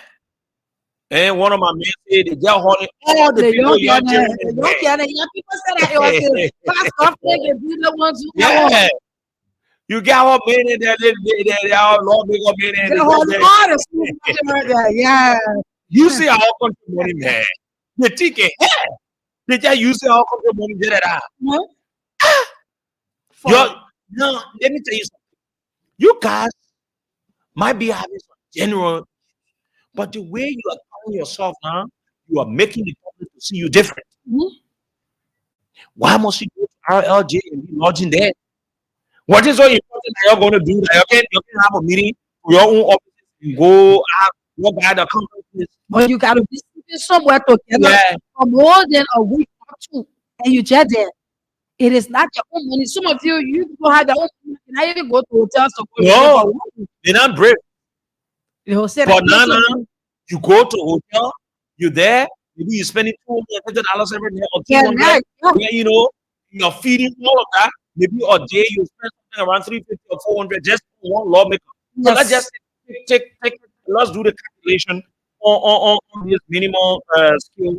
Let's just say $250 every day, 250 times 40. $250 times 40. And is it 40? How many lawmakers? 10,000 is for the three. Okay, the 43 now, right? Times 43 is $10,750 every day. Every day.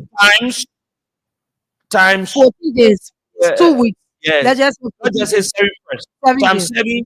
7 is $75,250. Mhm. Times another 7 is $526,750. United States. 2 weeks.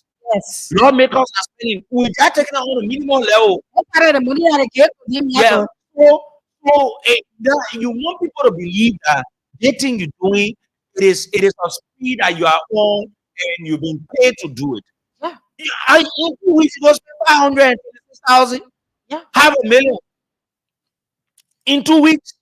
You're saying that With you your have to hotel? do this transparently, because if you're really doing this transparently, Why must you go for hotel? yeah, one of your accounts that you need, you can leave to your very houses. You can stay on your word. Well, let's And this is also, what you believe in. yes, let's also touch the segments like the people said it's they feel that from that No, people what happened? What happened? yeah, Nobody trusts each other. exactly. All Yeah, of them love because man, let me be honest with you. All of them came to us a representative very broke. yes, And yes. so the few ones that can afford Mhm, will use the one that can afford. mhm. Some of the people, let me tell you something. What I've noticed, some of the lawmakers from the bloc, the majority bloc, some of them they are there, they are being pushed and controlled by some other people. Mhm. Tell them, say, Mommy, you know what? Just be there. Some of them not get the reason to tell you why they want to remove this. To be honest, some of them don't have they don't have the guts to say, oh, we want to remove the speaker. Some of the issues are personal. Some people teach that the governor bad and bad. Yeah, you're right. Because Kofa started it with you. Mhm. Why I will be a lawmaker and you lawmaker You love as it, you sir. Now, buy you car. What sense why you does it lawmaker make? and a lawmaker you think say I'm supposed to give you money to go to your district? What sense I it can even do it based on my own thing. It is not false. So because now for not do it, these are some of the personal reasons. One lawmaker because for not getting car or because for not promising to gain car. The money is just supposed to be for nothing now. Just move to a place and you be living there. Your salary, everything, and tell you what to do with it. And both of you people are lawmakers. You're a lawmaker. So I said that you're going to be relying on your friend. Yeah. And so because Finati, let me say this. When you ask someone angel for something that people play on it and play on the kindness of you yourself, you're showing that you want this because they're too much. So to the extent you dare something that you are not, there is no law that says Funanti, you must give money to lawmaker. Mhm. There is no law that says Funanti, you should get just come in the studio. There's no law that says Funanti, you should be passing around giving money to people. There is no law that says lawmakers that problem, you the one supposed to settle it. Mhm. No, if you do that, it is all.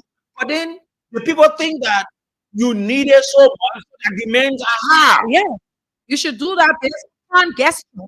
If you feel like doing it, you do it because that person who is a lawmaker. But you made a whole situation like this at the end of the day, they feel that you are to do it consistently. Yeah, so the day, Yeah, the BM, you know what BM is? thank you. When BM and EU, No and way. the day you're watching, you won't operate, Yeah, and then this you come back again. again. What is it? So that guy is looking. When they know So that the they minute broke, you did to say you don't. when they know that they are broke, they say, but they are coming for my Yeah. talk to be able to raise the issue. And so that is being unfair to you. And you be nice to most of them, Yeah. and the very people you be nice to are the ones that fighting you. Oh today. yeah. Now you even, see? even the president that he had been nice over the period of time. Yeah. He said that no, you haven't said anything about this yet. I mean, excuse me. Mind you, the budget is supposed to go to the house in this same week. And there's nothing been said by the executive. Nothing by the executive. We'll reach to that. That's the Nothing. reason why I have the conversation, Bit and basically. pieces.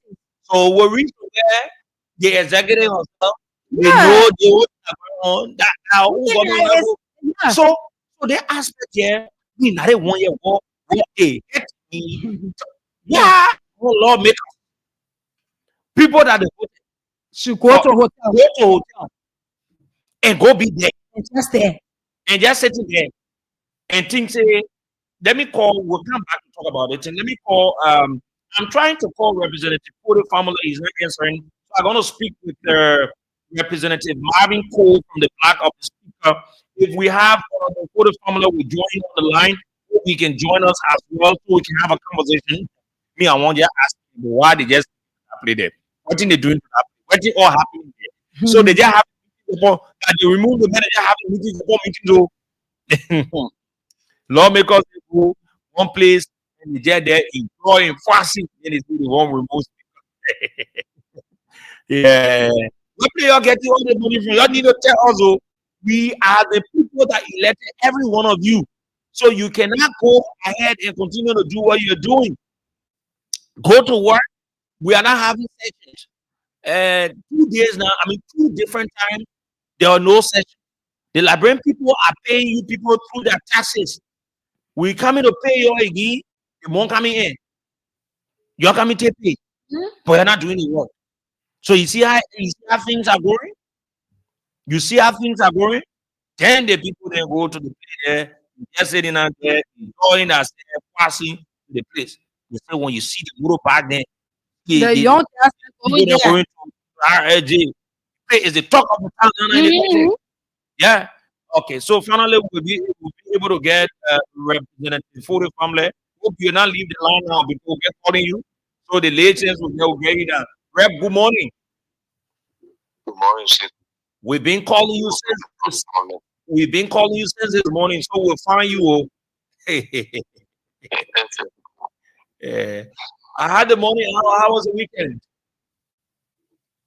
I'm doing great. I'm doing great. Okay.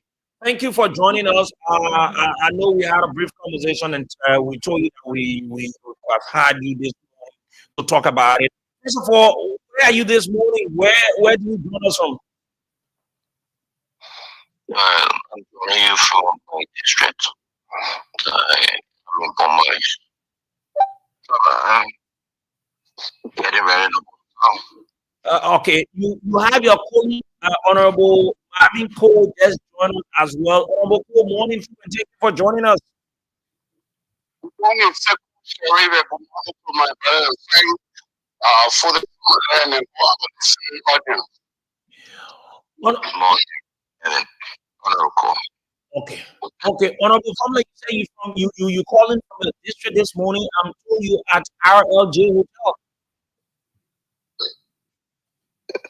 Yes, on my way back to town. I'm on my way to town.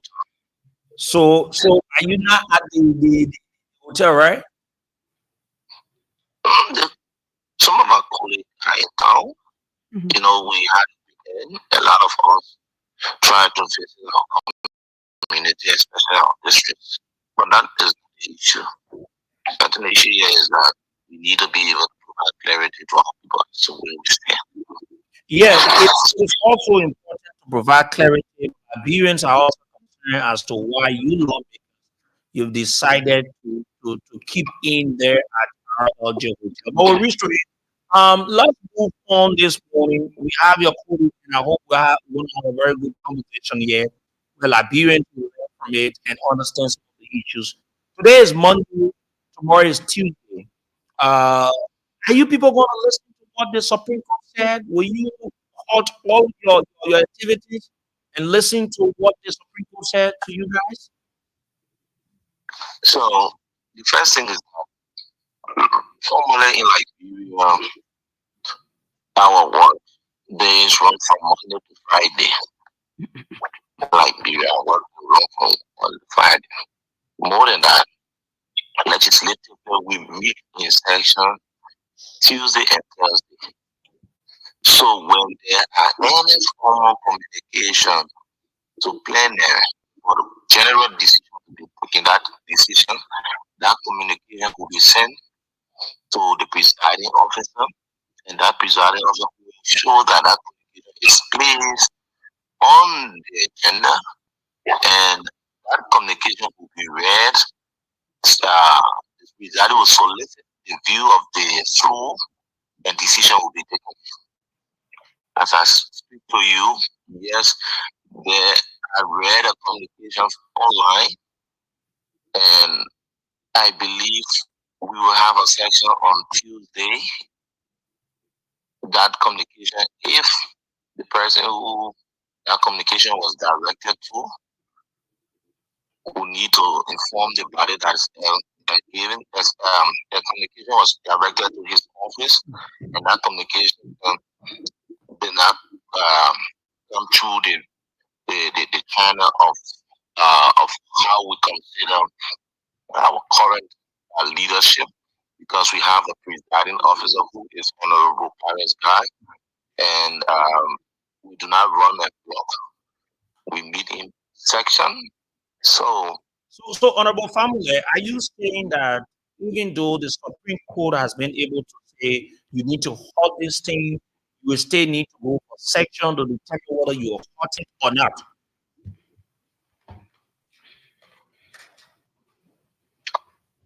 I'm saying we need to meet in section. The communication need to be read on the floor, and there will be an official position taken by plenary. That's what I'm saying. Because the Supreme Court has a given mandate. One horse. The Constitution says that one horse cannot adjourn for more than 5 days. The justice in chamber is cognizant of the law. If you count the number of days, it's something beyond 5 days. And you cannot have one horse adjourning without the other being notified. So it is like you are trying to shut down the Senate too. We are talking about law here, so the justice should be very clear. He should be able to keep on the law. As such, if importance was attached to the matter before the justice, who have invited all of the parties today to be able to listen to them and take a decision. But I think the justice, even the justice, has not attached importance to this issue. So when we meet in section, we'll be able to discuss the issue and take a general decision and communicate to the justice in chamber. But we'll be in section tomorrow. Okay, let me just go you there, Family. Let me go to Honorable Marvin Cole. Honorable Cole, you listen to your colleague. What do you make of the Supreme Court decision? Is it something that should be upheld, or do you think that it is just as usual and what you guys are doing is political area? Well, Sharif and the citizens of the Republic of Liberia, I think we need to understand the separate and coordinate branches of government that we have, and each of those branches had a particular responsibility. The House of Representatives, along with the Senate, that is the legislature, that is the arm that makes the law. And then the judiciary interprets the very law that we made. Executive enforces the law. I respect the position of my colleague because I don't know where he comes from with his information, so I cannot disregard his information. His information. But as far as I know, us lawmakers, we should be the protectors of the law. We should be law abiding. You do not need to go to section when the Supreme Court issues state order on your actions. You don't need to go to section. Supreme Court is telling you stop until you come to me. Then you tell the Supreme Court, no, I have to go to section to determine whether I will honor your mandate or don't honor your mandate. It means that this country is headed somewhere else. But I will encourage each and every one of us who are 73 lawmakers at the House of Representatives to respect the law. That is the bottom line of this conversation. We must be seen as protector of the law. Let me say this to you. Clear example. There were a lot of issues coming from election activities in our country. And the Supreme Court issued and said, no, you are not the winner because somebody has complained you. So, your activity, National Election Commission, do not give Honorable Marvin or Honorable Footage from the certificate until they come to her to listen. Maybe the state order is on the report and say, do not move any further. You are not the lawmaker. You cannot be claiming and portray yourself as lawmaker. You have to stop all action. They say, no, I have to go back to my constituents who voted me to tell them the the Supreme Court says you like listen to your seat. If my constituents tell me do not listen to the Supreme Court, then I have my constituents tell me. So my colleague is saying, even though the first thing he's saying, the Supreme Court did not, or is not, I think the Supreme Court has their own way of operating. They are law interpreters. They tell us and how the law should be applied. We cannot be questioning. Honorable Cole, what your colleagues saying from the other side, the House of Representatives is a political ground, and what the guys are doing there, it is political. It has nothing to do with legality or anyone violating the laws. Let me tell you how powerful all these insinuation in the public.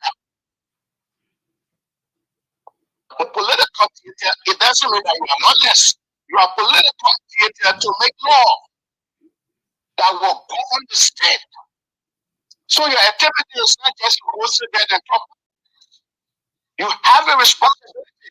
Why do we legislate laws? Why do we pass bills? So it's not just about political activities. You got to look at the three cardinal functions of the House of Representatives. It says what? Representation, law making, and oversight. Did they say political? Did you hear anything about politicians here? You have to represent your people in their best interest as Article 1 of the Constitution says. The supreme law of this country is made for what? For the governance and the happiness of the people. Okay. When anything suggests, anything suggests, 1 minute please, when anything suggests otherwise, that our actions no longer for the happiness of the people, I think the Constitution is the supreme leader of this country. Okay, Honorable you want to say something? Go ahead. Yeah, I want to say something. The first thing is that my brother that they're able to address the cabinet issue. I said to you, Article 40 says, 1, no house shall adjourn for more than 5 days. The justice in Kimber, lawyer, he understands the law, he knows what the law is. Constitutional liberty, no chamber, come the normal state, the justice notice on Friday. He's calling for the dual house to adjourn. The justice does not have an authority to shut down plenary. If there are constitutional issues, he invite the parties. Just by shutting down plenary beyond the stated 5 days, it's an interference in the internal matter of the house. Just this, when the is on board, he has a vast impact. I'm saying to it's not about an election matter. No, he needs to understand the subject matter. The subject matter is that the justice in Kimber is saying plenary should not conduct the regular business on Tuesday to allow him to intervene. But even in the process of intervening, he asking for more days that the Constitution found. The Constitution said 5 days. So we're saying we are going to receive this communication on the phone. He said, where our communications are received. He said, where Honorable family, let me come in at this point. You guys from the majority blog, you call yourself. Let me just lay on this. He said when our communications are sent to the presiding officer of the house, that presiding officer will show that said communication is placed on the floor. What we have done is that we have established a core of quality, meaning we have plenary, and the Senate has recognized that we have a working section. With that, the Senate the Senate has recognized they're working with you. The Senate has recognized that there is a functioning quorum in the lower house. They have not recognized that. We will not have worked because the law provides that they will not work beyond 5 days if the house is not in session. So is the Senate relating? Another family, let me ask you this: is the Senate relating to you in terms of the workings? relate protest of instruments. People can have No, you can't please. So have you seen you or you instrument to them and they expect as a stand, we are meeting on Tuesday. Few things need to be done. One, we requested the presence of the deputy speaker, who, if he feels to come, the law provides that we have the right to elect a speaker pro tem, and when that is done, we should be able to communicate our decisions to the Senate. We will be able to communicate that decision. Honorable, my question now is, my question to you is, you are trying to say that the Senate has been able to recognize your law. I'm asking you. The Senate has been able to recognize that there is an official plenary that business that conducted. With that in mind, they set up what makes two people official? Because the law provides in Article 33 that a simple quorum is intended to do valid business. A quorum in our house is setting. Okay, let me hold you. Let me. The legitimate normal to take a decision. Okay, Honorable Okay, Honorable come in. You wanted to say something. Oh my gosh. Okay. Hey, by my colleague. The first thing, listen to him keenly. He's telling you. There's a call that's music. That's what they can do. When you begin to talk about there are confusion, in soul crisis, and the responsibility of the Supreme Court is not to go outside the rule for matter. Even if there's no constitutional crisis, Supreme Court will not call the legislature and say there is constitutional crisis, you should shut down.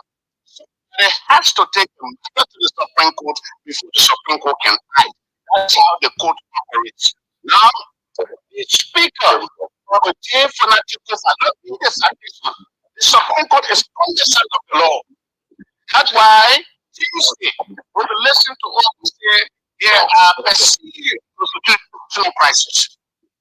And that is where we don't want to drag this country. Honorable Paul, but did you listen to your colleagues? It's critical. He said to you, he read it 40, the Senate has been able to recognize that there is a functioning body which is faulted, which is misleading. It is the pro tem of the Honorable Liberian Senate could not have set up a mediation team to come and mediate in the crisis. As far as the pro tem, and I know that they are respected of the law, no political party is the speaker until you amalgamate the 49 members and go through the due process of law to removing who is the legitimate speaker. Honorable Court,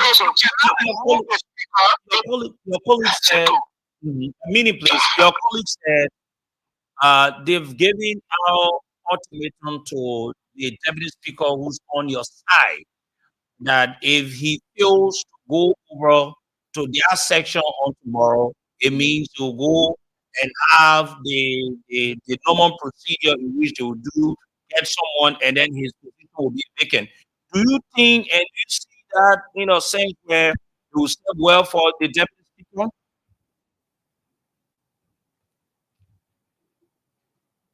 That's the authority to remove the deputy speaker. It was elected as it requires as it has been required by the Constitution that we should elect speaker and deputy speaker who will be the presiding officers if in case where the speaker is not available, deputy speaker is not available, maybe there could be unforeseen circumstances. Very specific. One minute understand that the last 1 minute for me here. Honorable Formula, just allow him to lay his thoughts. Honorable Formula, just allow Honorable Cole to lay his thoughts, please. Go ahead, Honorable Cole.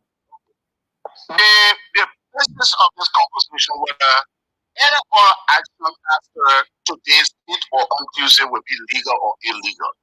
I'm saying to you, when the Supreme Court say it should stay order. Whatever of the body, whatever of the branches, you have to honor that stay order. If you do not honor that stay order, then you cannot be saying the very law should protect you or the very law should provide you an enabling environment for you to operate. Now, what our police telling you is there is no crisis at the House of Representatives. Thereby, they have 49, and the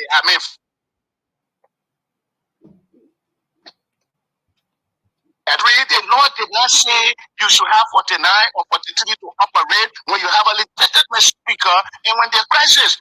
The law said if you want to remove your speaker that you are elected, you must have 49 votes. And those votes, your motion, your resolution will be placed on the floor, they will be debated, they will be voted upon, and the speaker will exit. Okay, honorable family. Go ahead, honorable family. When we talk to the public, we should be able to provide reliance. The law should be on the basis of facts and reliance. Read for my brother, Article 33 of the Liberian Constitution. Read for him, Article 40. Article 33 states that the simple majority constitute quorum. Simple majority constitute quorum, and that simple majority has the authority to conduct valid and legitimate business. But that simple majority should have the representation of the speaker and the deputy speaker, isn't so? No, the law did not say. The law did not say the speaker is full. The speaker, the deputy speaker, full to be in session. There are sessions that we have conducted. Do you have? Listen to me. Do you have speaker? Honorable family, wait now. I'm asking note. you that way. I will give you the time, please. Lay on this note, then you will bring your question. No, you will learn. But let me just say this: do you have the legitimate speaker and deputy speaker that gave you the official means to have session? So let me just lay on this note. Wherever you have a section, the speaker, if the speaker is not present, the deputy speaker is not present, the law provides that you have 37, and in that 37, you should have a presiding officer that is in keeping with leadership. As I speak to you, the most highest person that is presiding is the chairman on public.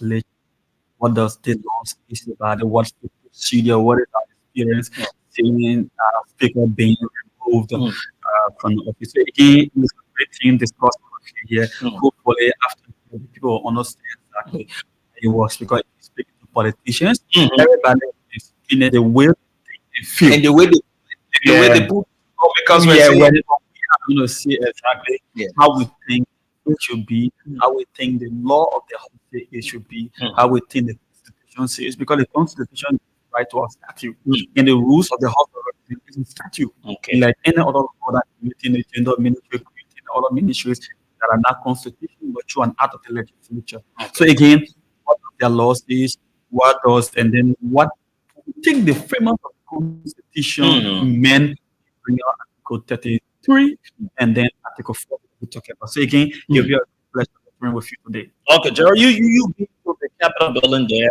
practically now. What do you make of the issue there? Yeah, so it's a serious legal issue, but a political issue, because as we all been the two lawmakers sessions at the House of Representatives have been stopped.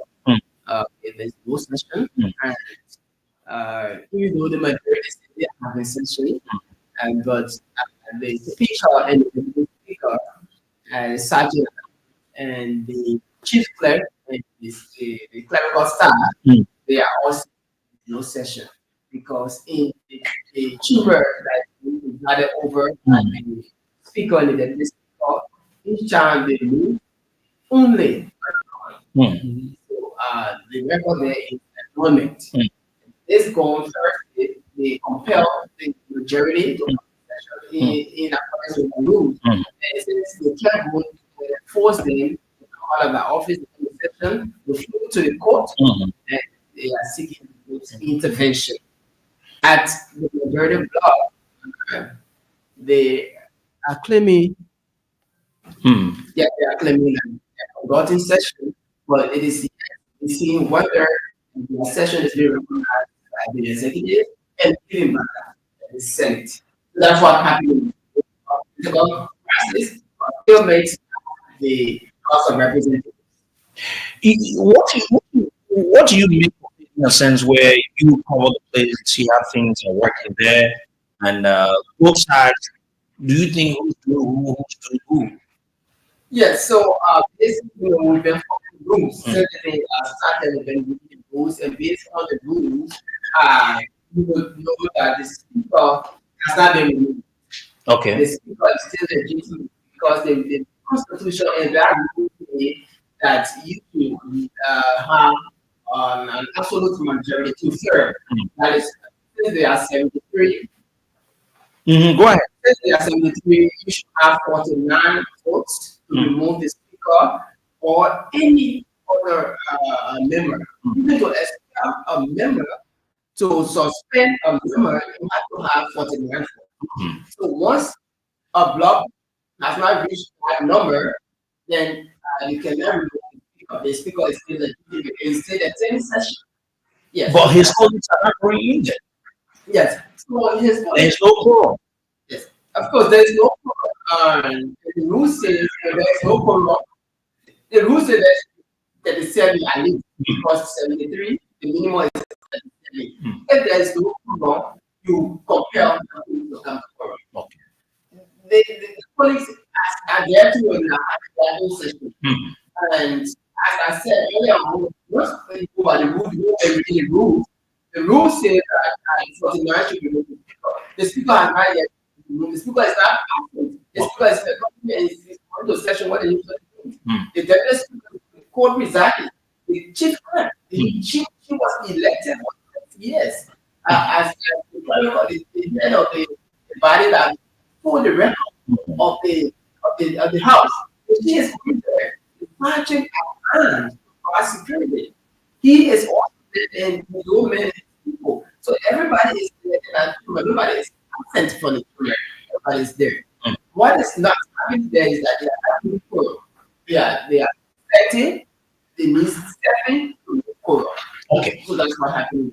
Okay, so let me go to Musa. Musa, you've been in the Capitol building for sometimes you see how speakers were removed, and you see how people. You want to give us your own thought about it in the past? How did they remove speaker? They did really remove speaker or resign, tying it to what's happening currently. Firstly, the playbook of the past is still continuing, right? The same playbook that removed, that saw the resignation I wanted to remove of Edwin Snow, and the same playbook that saw the resignation of Speaker Alex Tyler. For the record, no speaker has been removed since 2005. Speakers have resigned. The only time we had removal in the legislature was the removal of Azayanabo as pro tem of the Liberian Senate. But Speaker Edwin Snow did resign, and Speaker Ellis Tyler also did resign. But it's another thing that happening where things are happening. See, things are happening right now. So the problem is, what you do is that you create a separate session, you create popular sentiment, and force the speaker to resign. That which the current speaker has said he's not going to do. However, I want to talk about which of the session is legitimate, in my opinion, and in the laws of the House. The first thing is that to have quorum, I agree, you have 37. But what do you do before establishing quorum? That is within the rules of the House. Because before you establish quorum, there should be roll call. But before roll call, there should be a sergeant or arm trying the session to order. That is within the rule. Key experiment between rule 9 to rule 10. The sergeant will try the session to order. Distinguished counsel session hereby call to order. Boom. That's the first thing. And the sergeant, like Jaron said, the sergeant is elected by the same lawmakers, making his position legal, constitutional. There's not an acting sergeant of arms. There's nothing in the rules. There's nothing like acting. Before you have an acting speaker, he has a deputy. So if he's not there, his deputy should be there. So firstly, the sergeant elected by the legislature, who is seated constitutionally, is on Speaker Kufa's side. That's the first thing. The second one, if you have it, the sergeant arm crying in session, the next thing to do is to have the elected chief clerk, who will now call the roll call. After the roll call and then the reading of the agenda.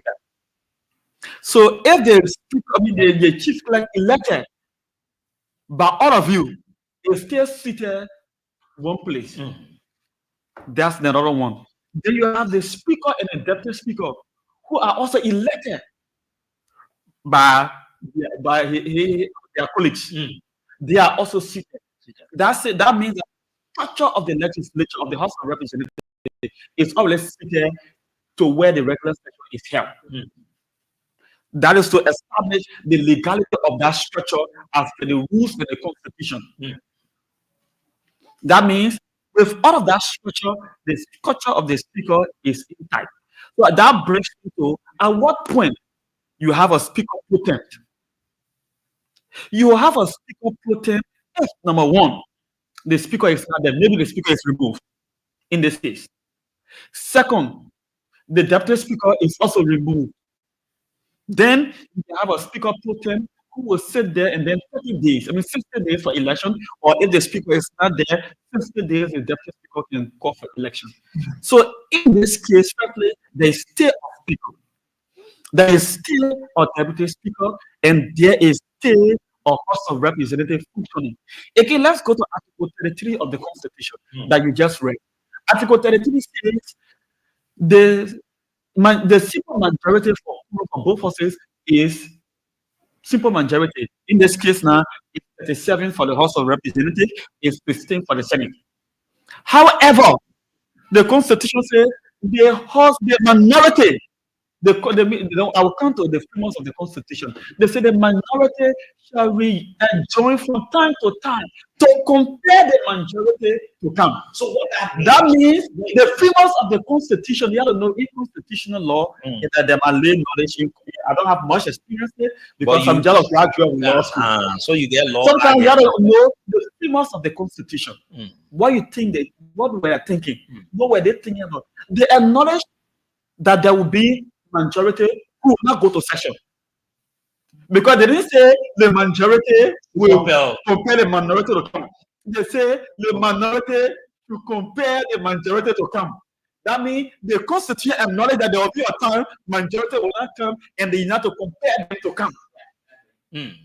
So now the speaker is not taking advantage of that Article 33 and comparing them to come through the law. So how will you compare them to come? You go for it, you go beat them. No, you have to use the law to compare them adhere to Article 33 of the Constitution. And that is where the Supreme Court comes in. Because the Article 3 of the Constitution talks about the doctrine of separation of power. And the first institution of the doctrine of separation of power law was in the legislature of William V.L. Stockton tried to take the function of the legislature and the judiciary. And the Supreme Court stated that original jurisdiction of implementing or interpreting the Constitution is of us. Although the so right now, the Supreme Court does not have any authority to intervene into the political issue of the legislature, or when the legislature is exercising their function to remove. No, you can't intervene in that. Or if there's a law being written, a law is being formulated, you can compel them. Yeah, so the Supreme Court can come in to say, yes, you get a right to remove, you can intervene. That's a political action. But this law is being broken. Go and do it this way. So I'm sure that is what the Supreme Court want to do, but the Supreme Court cannot stop the exercising of the legislative function. So again, that's why the law, because you understand, you can, that's coordination. You can now go to the legislature, I mean to the Supreme Court. If the Supreme Court says, stop the removal, you can say no, because they didn't get right to do it. Okay. But if the Supreme Court is still telling you, no, you're violating this law, do it this way, you walk it this way. So once you follow the law, obviously the Supreme Court will not intervene, because that's one of the political court of doctrine. But where now the block of the lawmakers that said they are majority, they're saying that the Supreme Court is trying to meld into that politics or that political issue from the House, and the House is a political ground, and they won't listen. What happens now? So how do you know the Supreme Court is going to interfere or not if you now go to the Supreme Court wants to.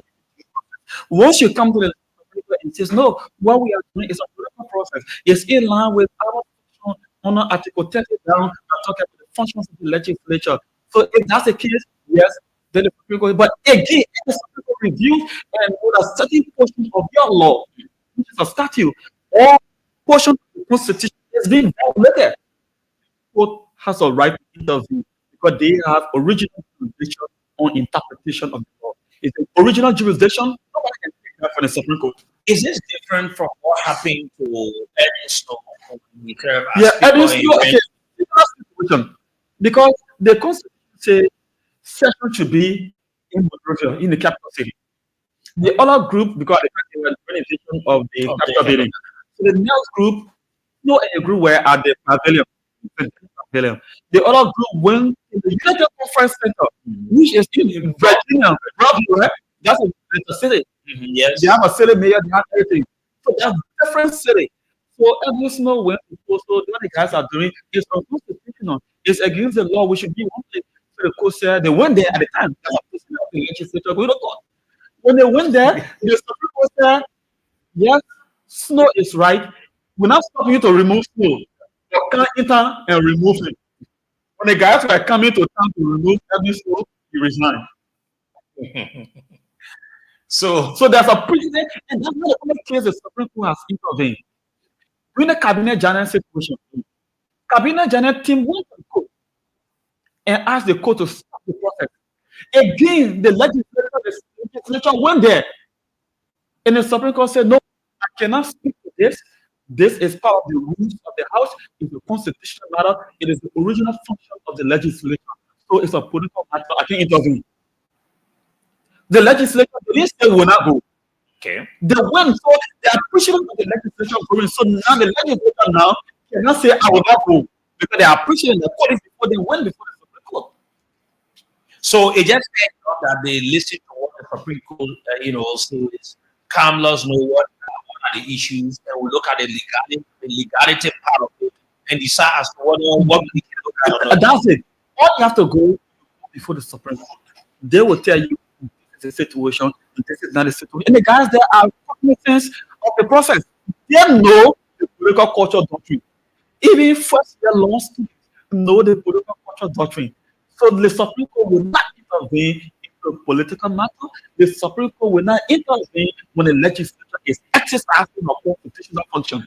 But the Supreme Court will intervene when the legislature is violating or flooding their own rules or the constitution. Before I come to you, what is it different about this current speaker, fight and that of the then speaker, Alex Tyler?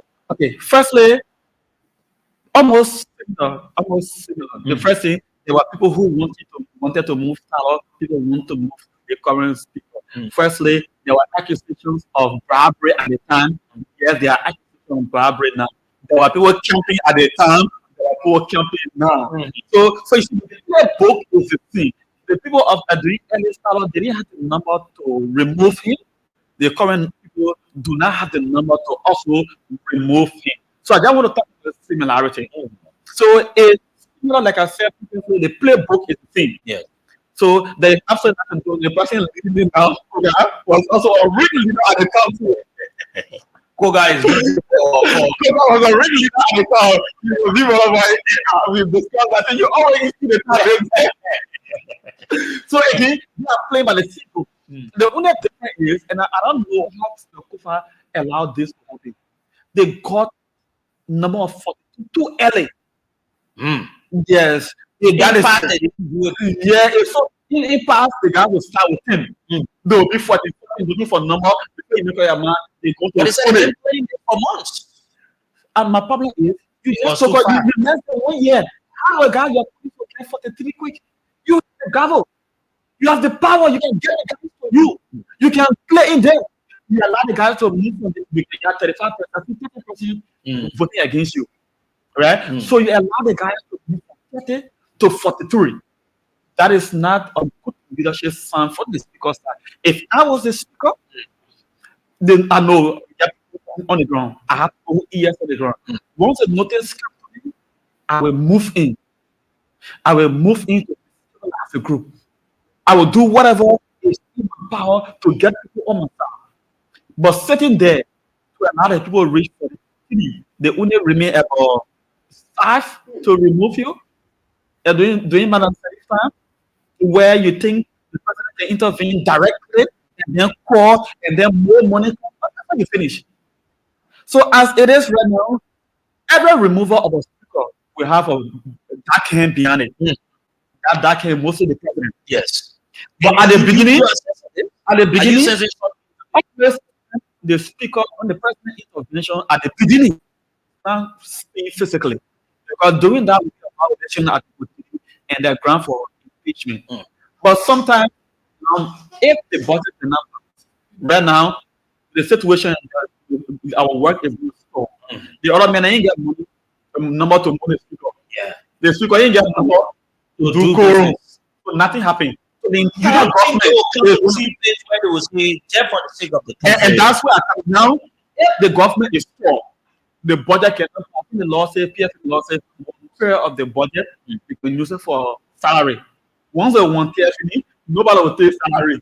No work will be done, which means the work of the government will be stopped. And I think that's where something the president can come in, almost open up to do something, and then the pressure when the people, hey, speaker, Jerry is suffering. You see, Edwin Slow went for 3 to 4 months with the fight. So as it is, government cannot do anything. So for the council of churches, the Imam Council, the Muslim Council, the jails that everybody start baking you, and they start baking you, just forget it for the sake of peace. For the sake of peace in the country, I will resign. So it's the same playbook that is going. But Papa is saying, you've done it with Snow. You've done it with Taro. And it is time for us to correct it. We will stand up. If you're able to remove me, it will remove me. If you're not able to remove me, come, let's do the work of the people. So again, this is it. And then the Constitution, the PFM law, and there will say every financial instrument should originate from the House of Representatives. But that means if the House cannot look at the budget of any financial instrument, the Senate cannot. So the House is crucial to financial matters. And we're probably running into constitutional crisis. Don't you think, Gerald? Yeah, Gerald, go ahead. read the paper on British Africa, Mhm. at the article and start a looming constitutional crisis. Mhm. Because as colleague and Musa said, the House, became most of the financial gain. So there's a rule that one cannot be in session after 5 days Before the others, yes. without the other.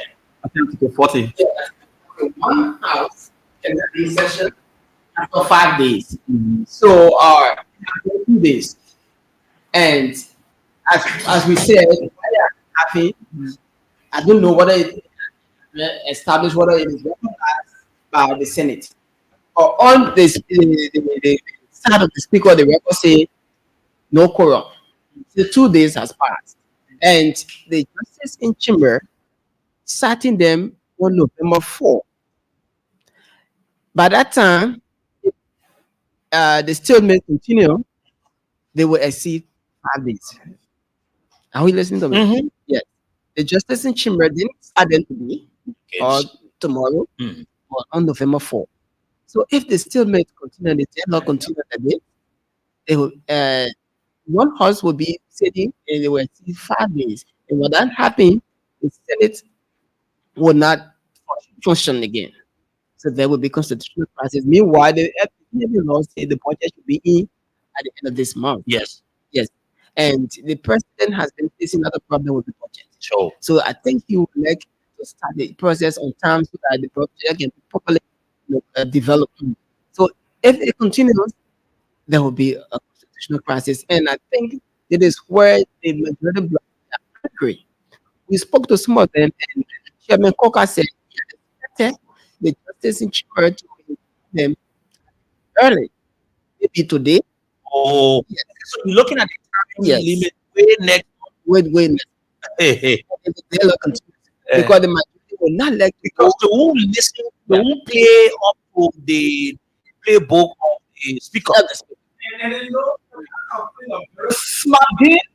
And then the entire situation, I think the guys, just you think the guys who want to use style, I mean, say, Kofa, they were not smart Okay. because the first time, I think they have 48, right? But it's Seven. But 47 in a resolution. Getting 47, just get 2 more before the speaker 2 years removed. It was so easy. It was the very day that the block of the speaker went and this allowed them to. And that is why, right? You have the number in the legislature. You don't have to go in the main chamber. Can you stay anywhere? No, go in the there's a still Yes, the joint chamber, the way It was locked. You are also- You know, but if you enter the joint chamber, you have the rotunda. Yeah. They're still getting. You have the rotunda. The rotunda, there are chairs there. So you get the number, you come to the rotunda, and then you open up the Supreme Court in a ruling. That means no be the majority. The Supreme Court says it should want the majority. It should be happening in the main session, right? In the Capitol building. It should happen in Capitol Hill. Yeah. So now in the place, the guys are there. So you are there. So for me, they had the opportunity to do it in the legislature. Yes, the first round. Sometimes you have to wait for the first time to remove the So I want to ask a question. What if the deputy speaker told us I said that he will not be a part of that particular session for that day? Will be that they will still go ahead and do the resolution and everything? There are leadership position in there. If the speaker is not there, we have the deputy speaker. If the deputy speaker is not there, the presiding is the chair on executive. If the chair on executive is not there, it's the chair on foreign affairs. So all the separate committee members doing that. Yeah. So for example, the speaker is all the country. The deputy speaker say, I want to be part of it. He tell us sit down. The chair on executive will do it. If the chair on executive say, I'm scared, I'm not do it. The chair on foreign affairs will do it. That normal session, the sergeant and arm will try the session to order. The chief clerk and his team, on her team will be there. There will be roll call. There will be everything. So it's just going to be in line with the rules and the constitution at that point.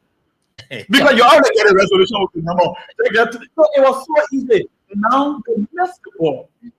Maybe sometimes you get for say you want to go do it. And then you allow the guys to just closer and then you left. So now, Kofa is here. He also working to break that number. But One thing yesterday, you can do, if you cannot, one thing you can do, if you cannot get somebody for the meeting, at least in your group.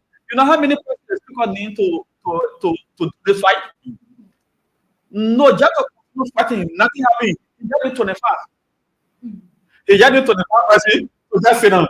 So you have to because you need 49 to you cannot get when 49 he gets to far. as 25. Yeah. So all he get, okay, committed 25. We just sit down. Not good now. You don't do it. So nobody will solid.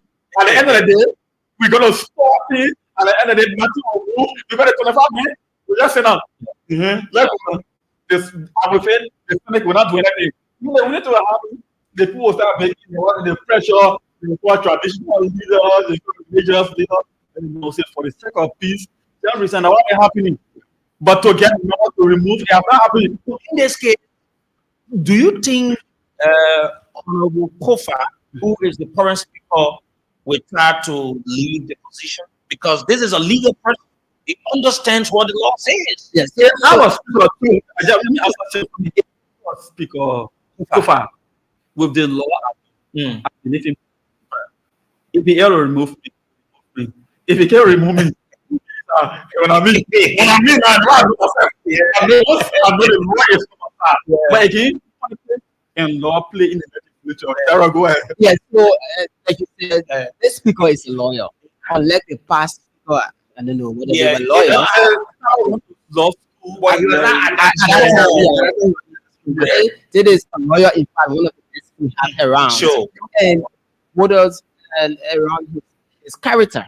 He's been accused of corruption and other crimes. So he would not, like, I don't think that he would just allow this to just go on the drain and use it for the sake of the country. He would like to be due process. He would like to defend himself to prove that he's not guilty of those crimes of the allegation. So to just resound that we are not seeing it. Every time we speak to him, he said, resting on the table. Get your 49, put the resolution on the table. I will recuse myself. The speaker will preside and the process will go on. Other than that, I remain the speaker. So as we've been seeing in the past days, the stalemate is something that, to me, it is not yet something that will just be now, because the speaker, being a lawyer, he continues to hold on to his numbers. And as Musa said, he just needed 25, but he has additional 5.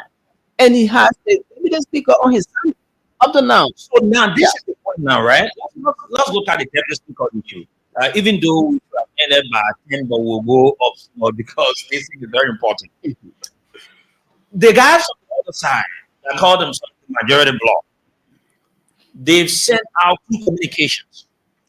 And the recent one, they are saying that if the deputy speaker fails to attend their session tomorrow, it means that position will be declare vacant. Declare vacant. What do you make of it?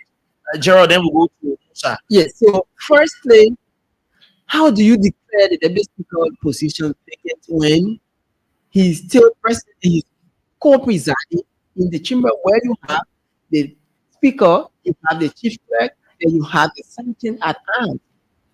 What are you saying? Why you have it there? Who appointed your presiding? How did he become presiding? Who is your chief clerk? Who is a sergeant at arms? But the guy acting, the person that wrote the letter said acting clerk. Like, he's not the acting. There is a chief clerk and there's a deputy chief clerk. They are all elected for 6 years. And apparently, with the speaker in the chamber, they are still there. They have not been removed. So you have not removed the speaker. If you have not removed the speaker, I think it will be difficult to remove the deputy speaker, because the rules say, the constitution says the same process for the speaker's removal. So if you are declaring the deputy speaker's position is vacant, definitely you are saying that you have removed the speaker. But you also look at it from a political standpoint, because this could just be a political means to put some fear. And at the end of the day, you don't know how you get. Yeah, so you are right. Because from the beginning, what we were hearing was the deputy speaker was on their side. In fact, he's the core mastermind behind this whole this whole plan. And during the first day, when the chambers were locked, the main chamber, the joint chamber, the deputy speaker was the one requesting the chamber to be open for session to be conducted. So I think the total COFA group, they knew exactly what was unfolding, what was going to happen. So they stopped, they blocked the chamber, they blocked the both chambers. So at that moment, I don't know whether the deputy speaker was aware. If the deputy speaker was aware, then definitely maybe the deputy speaker was aware of that resolution. Because during the first day, he was asking for the chamber to be open for session to be held. And at that time, he was being accused of being behind the plot. So if he was aware, then definitely the majority bloc, the quote unquote majority bloc, they are still holding on to that. Because this guy is part of us who believe that when we continue to push him, he will come. So I think that's why they are holding on. But to just declare his position vacant and for him to stand, then definitely you will be declaring his position vacant. The sergeant at arm who will stay with the speaker's side and the chief clerk and the deputy chief clerk. So it's not only the deputy speaker, but all the other officers that were elected in January. Okay, so Musa, let's hear you. Then we'll go to the lines. No, for me, I think that is legislative filibustering or legislative grandstanding. You want to speaker, you've now get the number to remove the speaker, and then you are the deputy speaker coming. If it's not coming, you're gonna declare the position vacant. So for a position to be declared vacant, you must have the power to remove said persons. So again, the two teams are trying to hold this nation hostage, and the process of holding the nation hostage is ongoing. And I think every government in Liberia should come in to settle this matter through dialogue and negotiation. If neither of these guys will have the number to take action. Who do you think them in this process? For me, it's not the issue of who to condemn. It's the issue of because politically, the legislature is a political house. Sometimes if you lost your legitimacy, you lost your power, you lost your right, something can decide. Sometimes too, if you want to fight and that the fight cannot end, sometimes you decide. So it is not about condemnation, it's about seeking way forward, in my opinion. Okay, so let's go to the lines. Listen, we had on earlier on two lawmakers, one from the side of the speaker, another from the other bloc that is requesting for the removal of the speaker. Now we have the editor general of Front Page Africa, and then we also have a former legislative reporter, one of the former heads of the president of Liberia. And we've been discussing this issue. Let's go to the lines and listen to you this morning on the show. My name is Sekou, and indeed I'm Sekou Sharif. I'm here along with Samira. Let's go to the lines. 0770 907 907 0770 907 907. Somebody want to call the lines of those of the people out of Monrovia? That is 0779 003 0779 003 So this is that line is only intended for those of the people in Banga, in Lo-Fi, in other parts of the country. Now for your in Monrovia, because as well as they announce it, nobody there can be calling the Monrovia with everything. Okay, let me take the very first caller. Good morning. Good morning. Morning. Yeah, good morning. Yes, go ahead.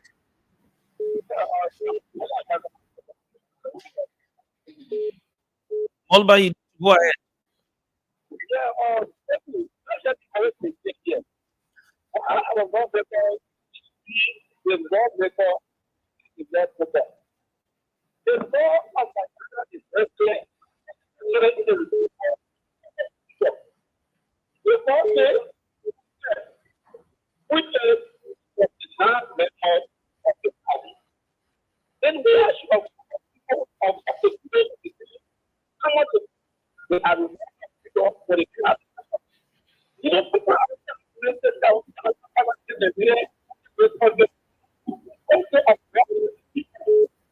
people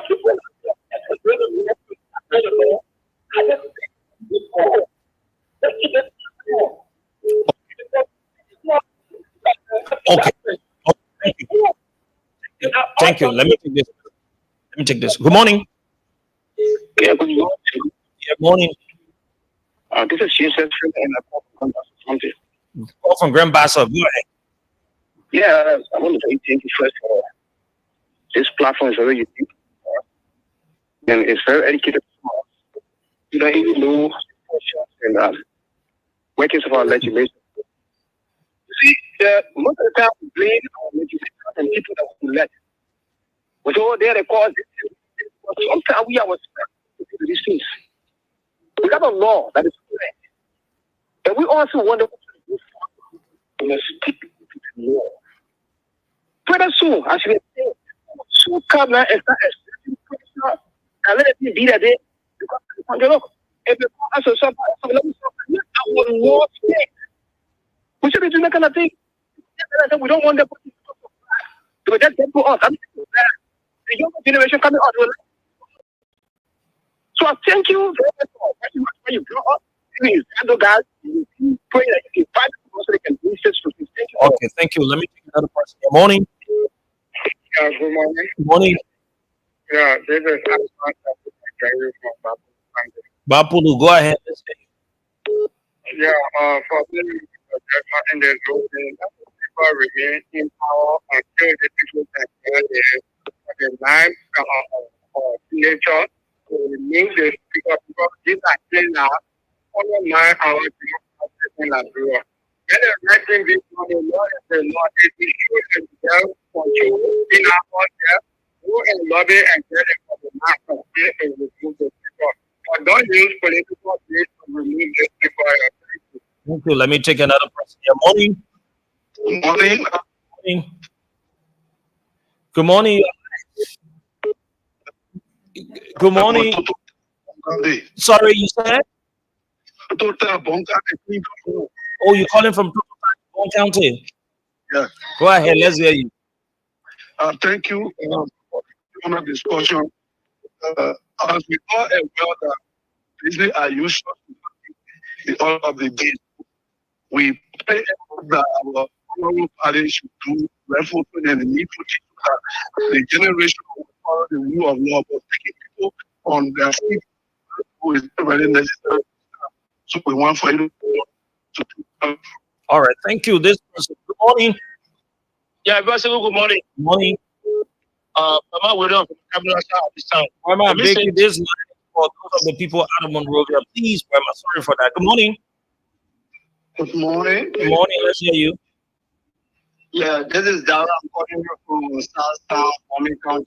Mommy, go ahead. Let's hear you. Thank you for the discussion. And where my point came about is that the issue of Article 3, we talk about interference. And the issue of Article 33, we talk about simple majority of each house. So the legitimate presiding officer having to be a speaker, he doesn't have that simple majority to conduct business. So by him going to the Supreme Court to compel those guys is not an interference of the Supreme Court. Because mind you, the Supreme Court has that constitutional authority to interpret constitutional matter. So the speaker is on the right trajectory. But also, it doesn't mean that those allegations by the quote-unquote majority of bloc have not legitimate. Okay, thank you. This person will take more calls. Let's listen to Liberia. Good morning. Hello? Yeah. Hello? Good morning. Yeah, good morning. My name is Tukuli and I'm calling from Banga. Let's hear you from Banga. Yeah, so I just want to weigh in on the discussion. From what we see and what we know is that you cannot remove the speaker arrested. It must be for the course, consistent with due process. That's what the Constitution says. If you look at the case of George Dwell of the International Assembly, he was removed for a cause even though he never went to the committee that investigated him, and then he raised the Supreme Court. The Supreme Court said he was giving due process, so he called him to remove him. So he can pass a resolution. The speaker is one people is so put on the floor for the speaker to be investigated. Once he submits, he does not submit. The authority not to. But you can't go for a blog, you come and then the executive people that blog. It's also part of the conspiracy. Okay, thank you. Let me take this person. Morning, Queen. Yeah. Morning. How's the morning, sir? Let's hear you. I'm calling you from fire to this specific situation, sir. Mangibi, let's hear you. My man, I'm welcome to you. My son came from Ghana. He very connected me to you, so I'm happy to be with you. Yeah, and I'm with you, sir. Thank you very much for the work you are doing. Okay. We will keep you praying so that you are successful in everything you are doing. Thank you very much. Inshallah. Thank you. All right. Thank you. Let me go to this line. Let me go to your line. Let me leave the Countess line. Good morning. Yeah, good morning. My name is Ollie from Stockton Creek community. Okay. Yeah. I just want to tell the majority of black people refrain from their attitude and of thinking that let them go to the law, let them go to the law, and let people that are put to work. And they are working on that one and back up. It's not here to see all the one. Let them do it no work. Taking that, we don't want to take the street. Because if we will be everything down, the air will fire on our hotel. Thank you. Thank you. This person. Morning. Good morning, Sheikh. Yes, sir. We're doing great. Thank you. I thank you for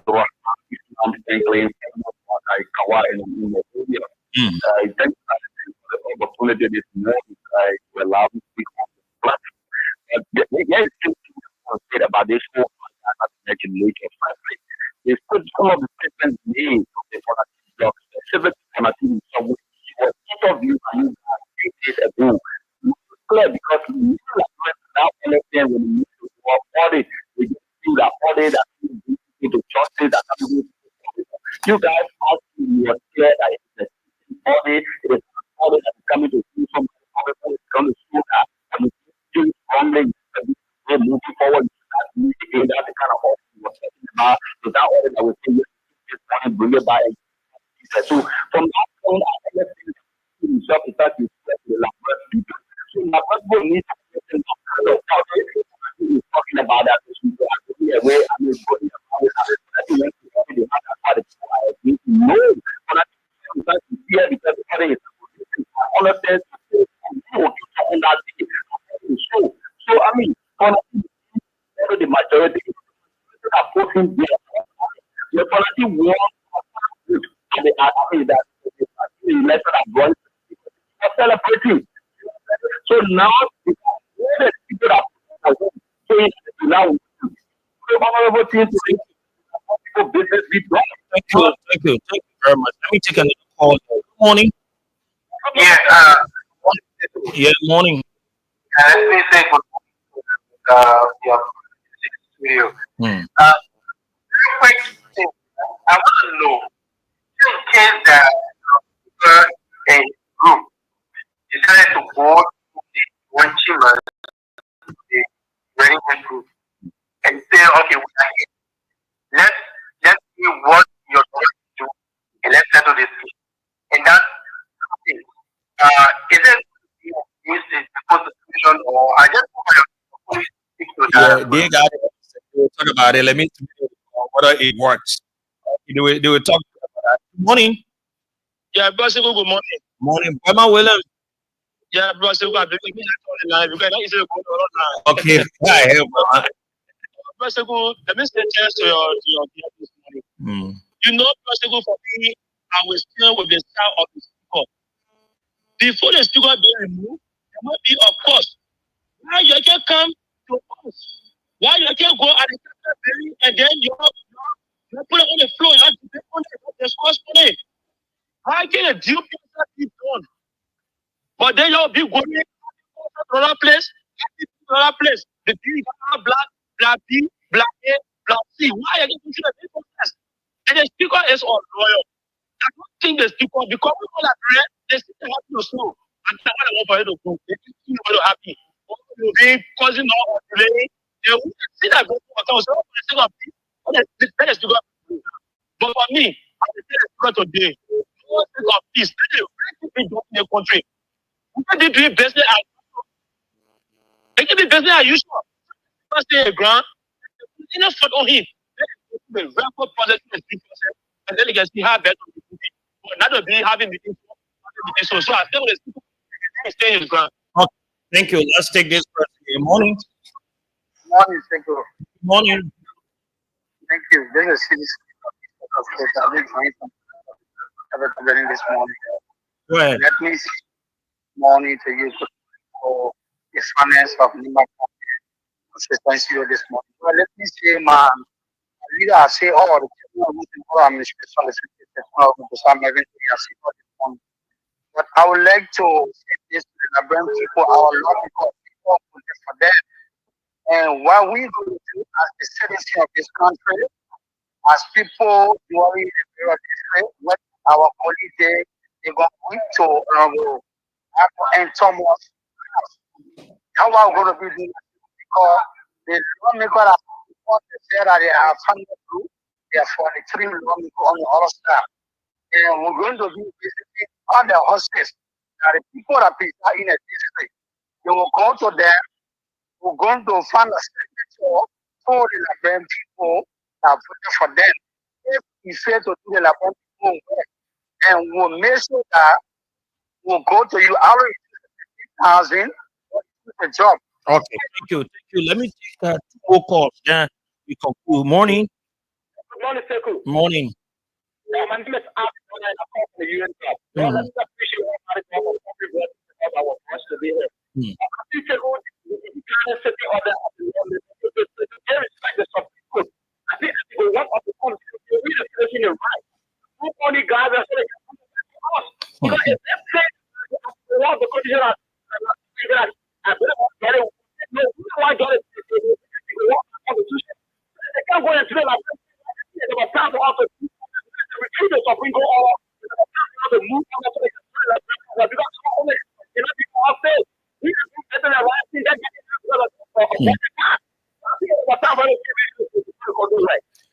Thank you very much. A minute. Morning. Morning.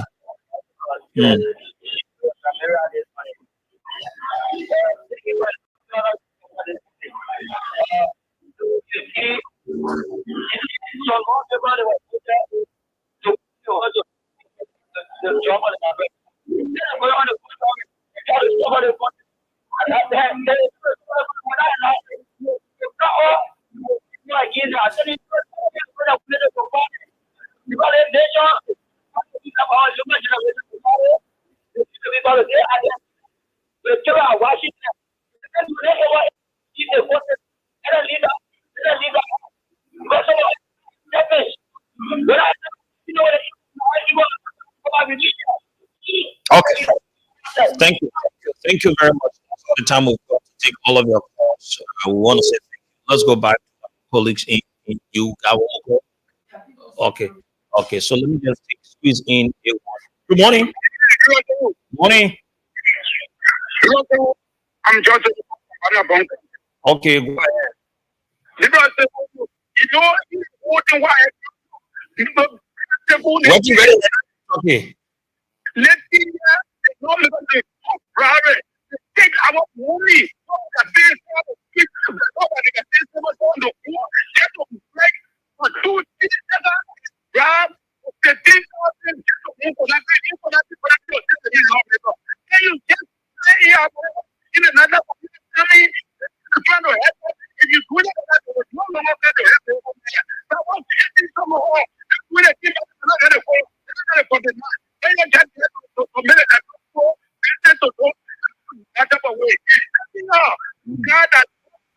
You can hear me.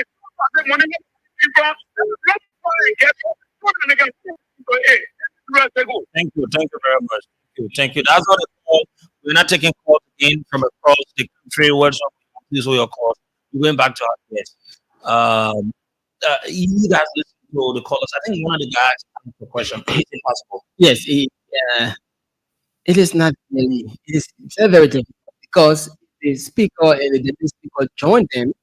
Definitely, once the speaker is present, the law says the speaker should preside. So if the speaker join the majority block, definitely he should be the officer, and that would not And happen. you guys will not allow That it. would not happen. And when the speaker is present, the deputy speaker is present, the speaker can't allow the deputy speaker to preside. So it will be very, very impossible. Okay. Yeah.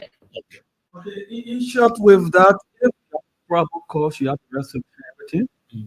The speaker can recuse himself, and then a deputy speaker for investigation.